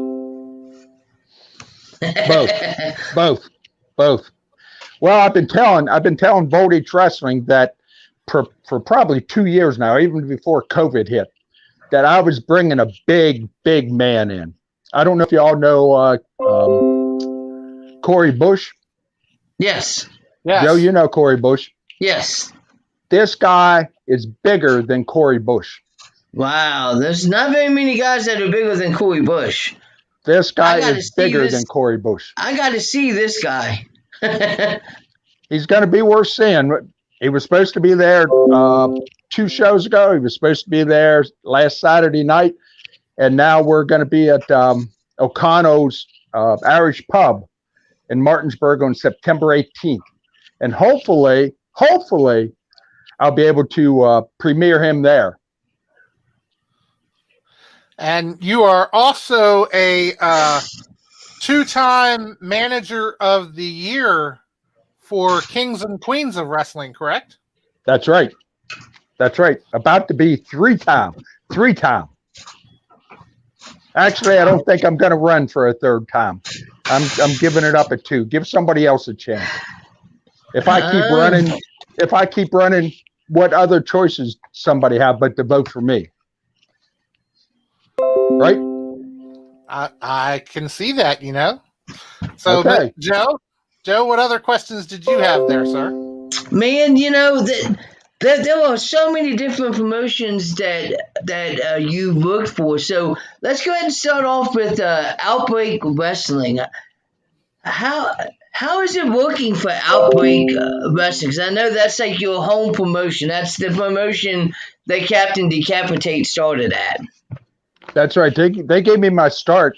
And the neat thing about Outbreak is they do a fair amount of their shows in the Hamburg Fieldhouse. Mm-hmm. Well, that's like the mecca of professional wrestling. That's where WWE started their TV tapings at. Oh, wow. And having been a wrestling fan all my life, I can't believe I get to work in that arena. It's the light structure above the ring is still up there from the McMahons putting it up. Wow. So it's pretty cool to wonder if I can hear you all okay if I take one earplug out. Go ahead and say something. Can you hear us now? Yeah. Because I was getting this boom, boom, boom, boom, boom, boom through my ears. And I'm too old. I'm too old for that shit, you know? Too old for that. But so Outbreak is fun to work at because it's at the Hamburg Fieldhouse. And it's just, when you think you're walking out there and you're working in the same arena as all the old time greats of the WWE, it's pretty amazing at times. Yeah. It absolutely is. Now, you are also the manager of, if I'm not mistaken, the tag team, the Dead Sea. Can you tell us what this Dead Sea tag team is? Dead Sea is Suicide Myers and Sabal. Suicide Myers. Okay. I don't really think I know anything about Suicide Myers. You will. He's based up in the Hamburg area, Hamburg, Lancaster, up in that area. But bringing them to other promotions. Nice. Suicide Myers. Okay. So I guess my next question is, what's next for Captain D Capitate? Because EPPW unfortunately closed its doors. So, and I know that it's not going to be the last time we've seen Captain D Capitate. Could we see him in ATCW? Well, what's next for Captain D Capitate? Well, like I said, coming up September 18th is Voltage Wrestling in Martinsburg. I got a cheat sheet here, so if I look down. September 26th, we're doing an Outbreak taping for an upcoming show. October 2nd, I'm at SCWA. That's out in Glendale, West Virginia, just south of Wheeling, West Virginia. October 9th, I'm doing, it'll be my second show at HWF up in Lewistown, Pennsylvania. That's Honorary Wrestling Federation. October 16th, I'm doing Voltage Wrestling right here in Hagerstown. I'm excited about that because up to about 3 years ago, I didn't even know I had a bucket list in wrestling. But once I get into it, I wanted to work a show in my hometown. And it looks like on October 16th, I'm going to get to walk down the aisle in my hometown. So hopefully people there will respect me and won't call me Captain Crunch. But I'm sure there'd be instigators in the audience that'll start it, you know.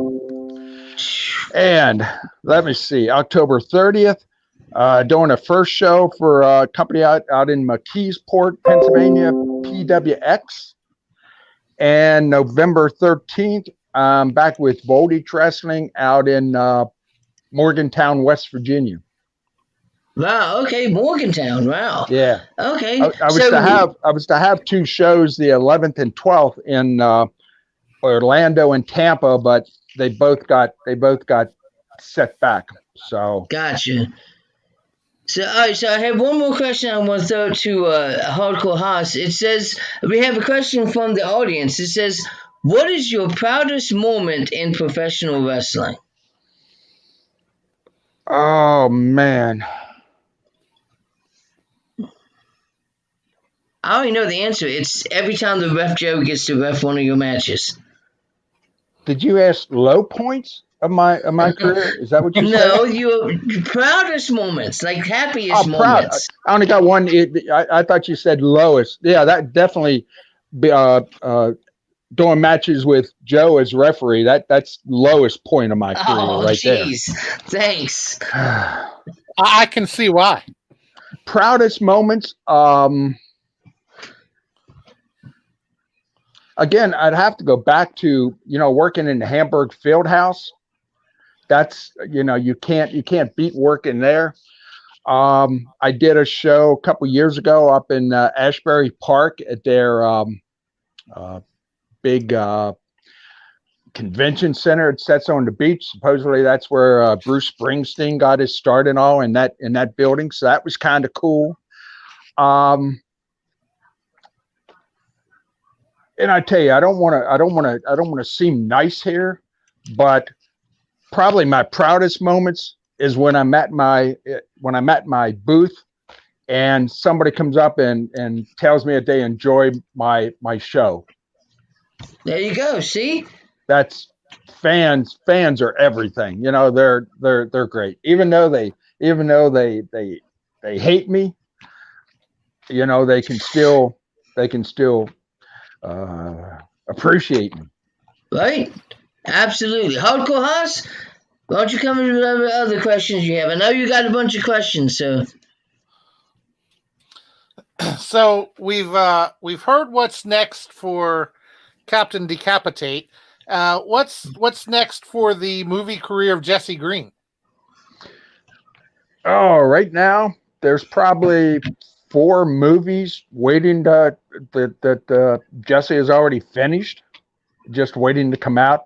COVID, like everything in the country, COVID took a real hard hit on the movie industry, and there were movies that were half started, almost finished, and then as soon as stuff would open up, it was like bam, bam, bam, bam, bam to get them done. So I finished up here in the last couple months, finished up like 4 movies. So they'll be coming out. I was just talking with someone last night. There's a movie. I guess I can say the name. There's a movie called Anna Key that's probably not going to go into production till next year. But it's a movie that was written just for Jesse as the lead character. And wow. I all excited about that because it's I can't give any details of the movie. Probably shouldn't even have said the name, but that's okay. It's going to be the main movies that I've done is mostly been horror movies. I've done a couple drama movies, but this is kind of a completely different type movie than what ever been involved with. And then I have a movie that I wrote it's probably been 2.5 years ago now. And I'm just in the works now to get that done. It's going to be a dark drama, and I'm going to be the main character, and then there's basically just one other character, a female, and it's a dark drama. It deals with suicide and things like that. So things are coming up. But I also something that you all may not know about, my alter ego, Captain Mango, the good pirate, just started 2 weeks ago. He's got his own radio show on Radio Free Hub City. It's an internet radio station, and he does a show called Trop Rock Bay. It's all Jimmy Buffett, tropical type music. Wow, I hadn't come across that yet, but I'll make sure that I do check that out. And we're in the works now. Jesse L. Green is going to have a radio show with a good friend of mine, and we're calling that Storytellers. And the premise of that radio show is all the songs on there are going to be story songs. They're not going to be, just your fun little ditties. They're going to be all story songs. And of course, our first song out for the best story song I think ever, the Wreck of the Edmund Fitzgerald. So that's going to be. We already know what our first song is going to be. Nice. I'll tell you are just a multifaceted person there. I'm trying, and I've been. For a couple of years now, I've been working on a novel, kind of a pirate story, Nice. brought into modern day because of some buried treasure, and I'm been in the works for about a year. Finding the time is the thing. I've been working on you're all going to laugh at this, but been working on a children's book. Nice. So that should be interesting. Of course, it's going to be about a pirate, and he's starts out. He's not a real nice pirate. He's not as mean as what I am, but he's not a real nice pirate. And of course, he sees the error of his ways and becomes a good, outstanding citizen. There you go. So he turns into Captain Crunch at the end. Oh, see, I didn't say it. I did not call you Captain Crunch. I'm talking the pirate in the book. I just don't know. I don't even like the name said. Okay, we got those parameters set now. Okay, I believe so. I mean, if you say it one more time, I'll just walk out of here. I don't have to be here. I got other things I can do here on board the ship. You can see the map behind me. I'm plotting where I'm going to go next. Right. And we do have a couple comments from our viewers here. This ought to be good. Sonny Mayo says, wrestling fans always come up with the greatest questions. Well, Sonny Mayo says, my man stays booked and deservingly so. Keep rocking it, Captain. Well, now see, Sonny is that's a true wrestling fan there. He knows talent when he sees it. Keep it up, Sonny. Keep it up, Sonny. And Renee Martinez, who is our counterpart here, he says, Captain D is the man. What can I say? So see, you're getting some love here. You got comments from probably two of the smartest wrestling fans out there. What can I say? But just hold on. There's going to be somebody come up here with a winger here. Watch. And they'll call me that Captain C word. There's one that's already been doing that. So, But don't even tell me who it is. We're not showing that. Because I don't want to go off on them. So, and you got my name is Jesse L. Green. Did I do that wrong? Well, you're the one that put the name in there. We did not do that. Okay. Then it's okay. Then it's okay. I was going to go off on Joe.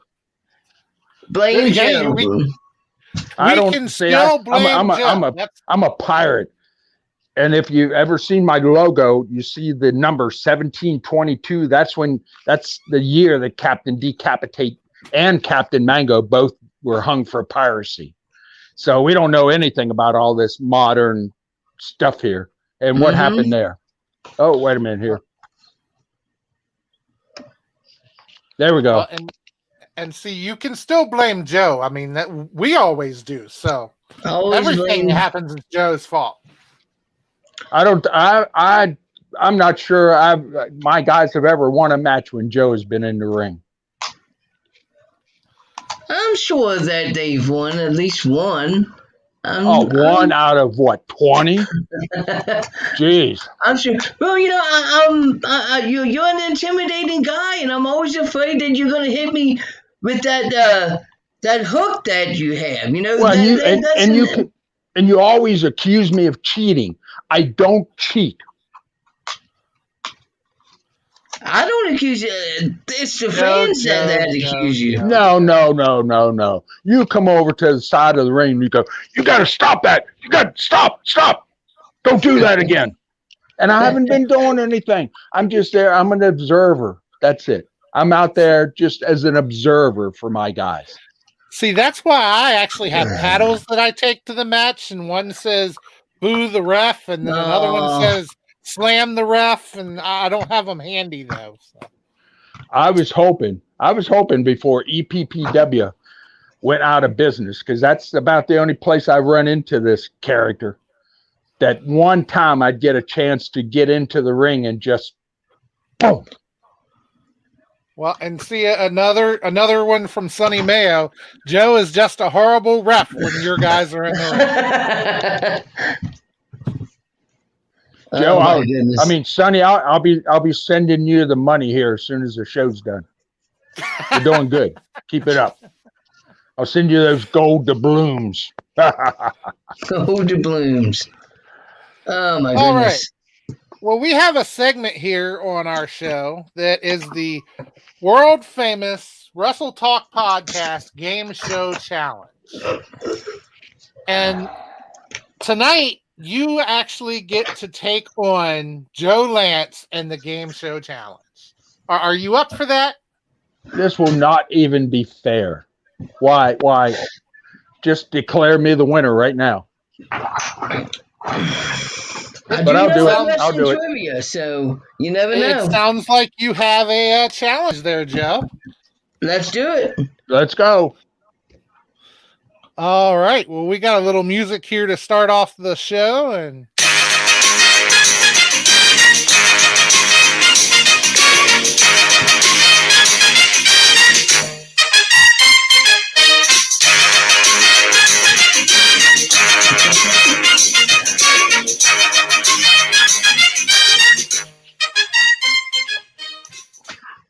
Is it done?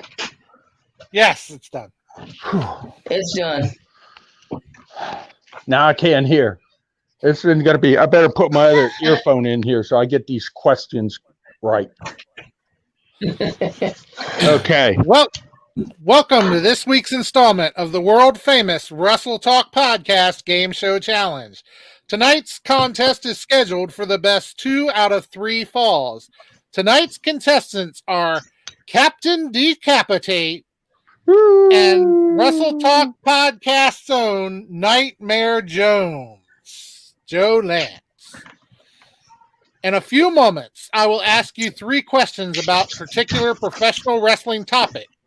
Whenever you think you know the answer to the question, just shout out your answer. If the answer is not correct, you may shout out answers until you do get it correct. Tonight's Wrestle Talk Brent Baker podcast. Tonight's Wrestle Talk Podcast Game Show Challenge category is Cruiserweight Champions. I will give information about 3 famous professional wrestling personalities who have held the WWF/WWE Cruiserweight Championship. When you think you know who I'm talking about, shout out the answer. The first person to win 2 falls will win tonight's contest. Are you ready, Captain Decapitate? I'm ready. Are you ready, Joe? Let's do this. Question number 1. This professional wrestler held the WWE Cruiserweight Championship under 2 different names. Most people remember this wrestler for being in the group 3 Count, or have Rosie or Mighty Molly as a sidekick. Stand back and name him.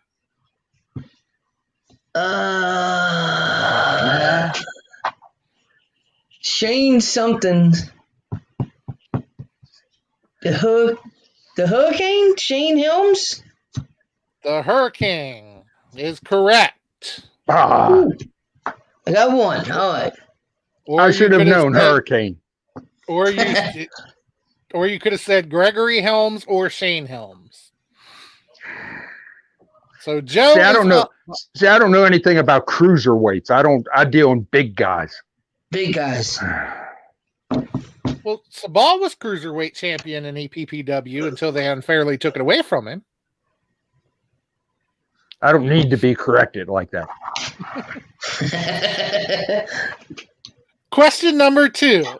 This professional wrestler is a former 3-time WCW Cruiserweight Champion, as well as former WCW Cruiserweight Tag Team Champion, a former member of the Flock, and known for his shooting star press. This wrestler is also a former 4-time WWF, WWE Cruiserweight Champion. He was also married for a time to Tori Wilson. Billy something. Billy something or other. Billy something. I can't remember his last name. It's Billy something or other. Billy Gunn. No. Nope, not Billy Gunn. Billy White Shoes Johnson. The Flock. Billy Kidman, I believe. Correct. Joe has won the Wrestle Talk Podcast Game Show Challenge. Uh-oh. Don't come after me, Captain. Don't after me. We need a playback on that. I didn't lose. I don't lose. He had the answers in front of him.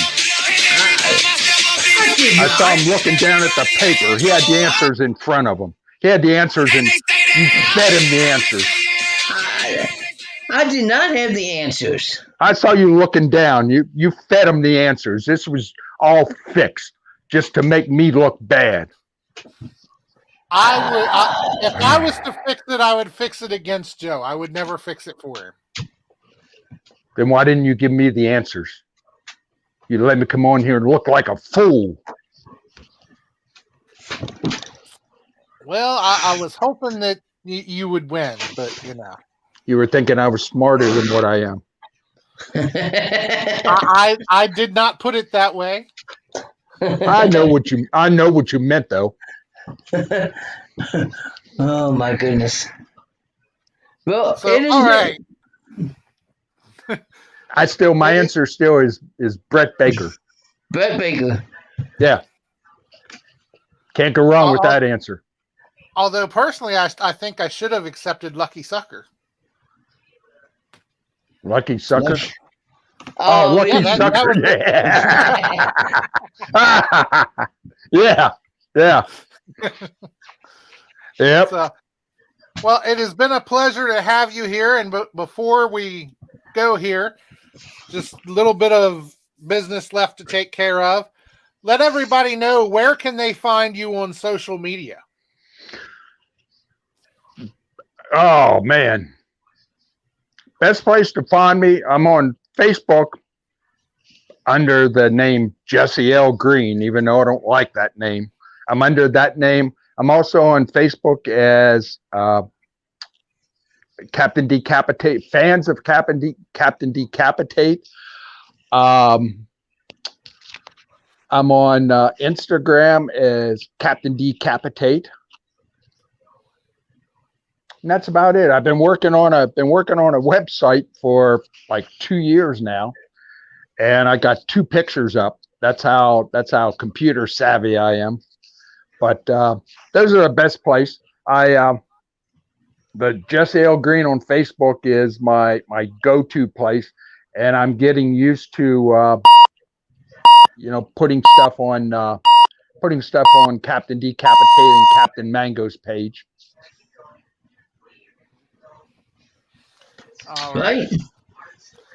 And we've already covered it once, but just briefly, if you can just remind people where they can see you coming up here soon. Oh no. Oh no. Didn't know I was going to need it again. Okay, let me see if I can remember here. September 18th, Voltage Wrestling in Martinsburg, West Virginia. November 2nd or 3rd, and SCWA, Wheeling, West Virginia, Glendale, West Virginia. And middle of November, Voltage Wrestling out in Morgantown. What did I do with that paper? I think that damn Captain Crunch stole it. The other ones, go onto my page. If I'm not anything, I over advertise where Captain D Capitate is gonna be. I'm good on social media, but I'm not good on every page in social media. So. All right. Well, we definitely appreciate it, and Sonny's going to make sure he closes out here with a thanks for an awesome show, Captain. He's really gunning for those gold doubloons. He is. I'll have some gold doubloons for you next show you show up. I'll pay you for all these good comments, because I know there can't be anybody out there that likes me that much. I don't even like myself that much. In fact, I tell people when they run into Captain Mango and they run into Jesse L. Green, I tell them I don't know how anybody could be friends with me, because Captain Decapitate is I'm such an asshole, but some people like assholes. Hey, sometimes you got to be. Isn't that right, Joe? Isn't that right, Joe? That's right. That's right. Some people do. 100%. So, all right. And lastly, we just want you to promise us that you will come back again and talk with us again. When I come back, do we have to have Joe on the program?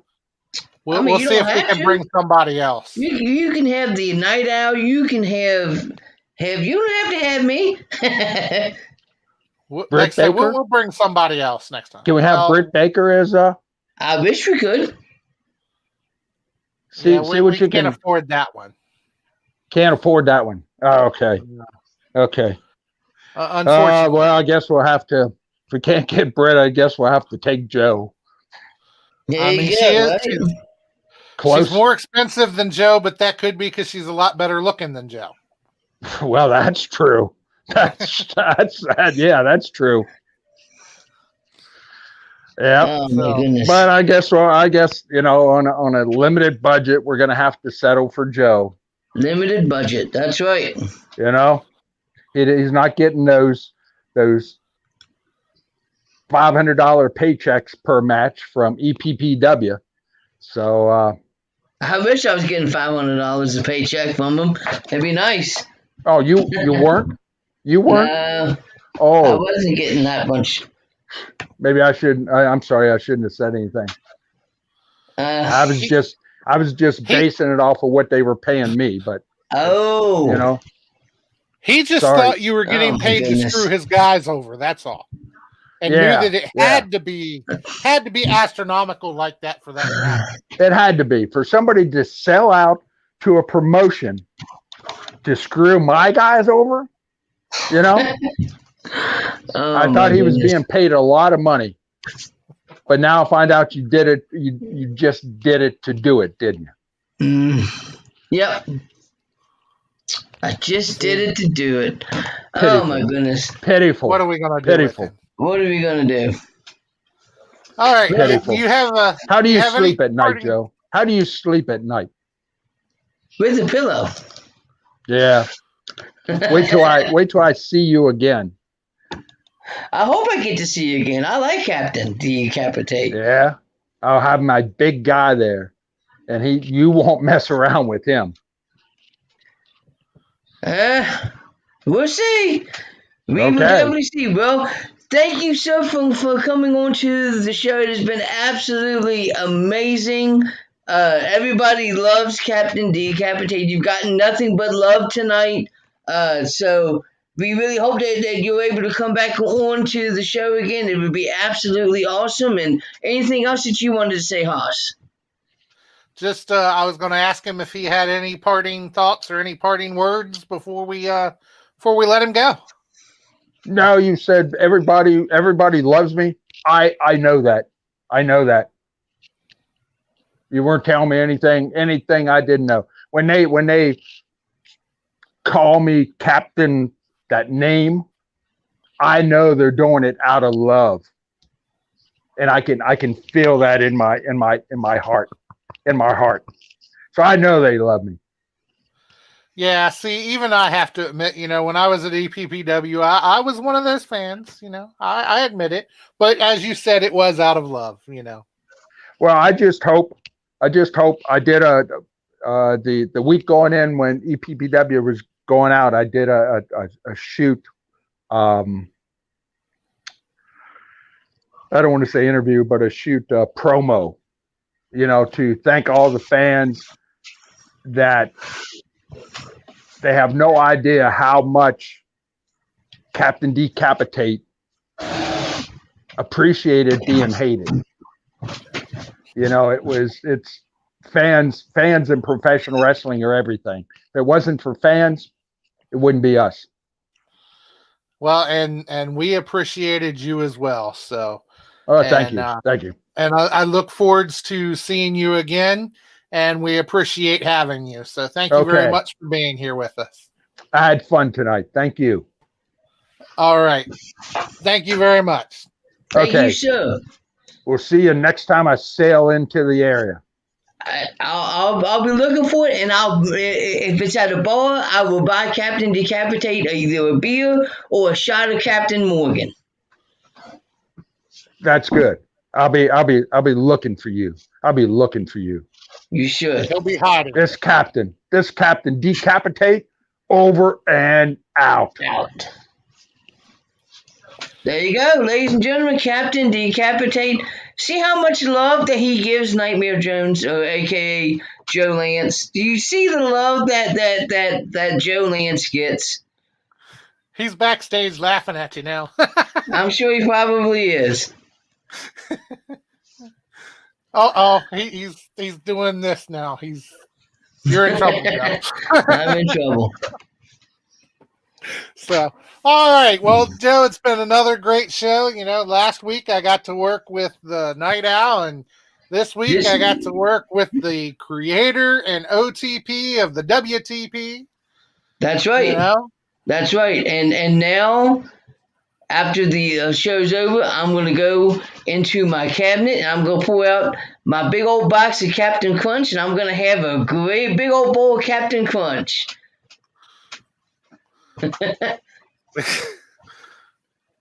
He's pointing.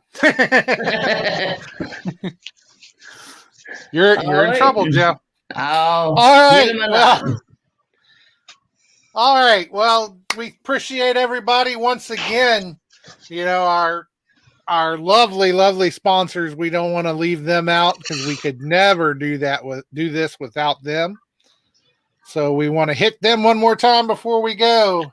Everything Combat, Kincaid, Esports Bar, Kansas City, Interstate 70 Sports Media, Royal Mills Transportation, Painter Dreams Production, Rathbun Engraving, Me Fiesta Rentals, and the world's premier fantasy wrestling group, the FWWC. That's right. That's right. Were you counting to make sure I hit them all? I was just counting just to show you that I can count past 3. I still don't know about that one. So, all right, everybody, for the Wrestle Talk podcast, I am Hardcore Haas. He is Nightmare Jones. And we will see you back here next week. Peace. Have a great week, everybody.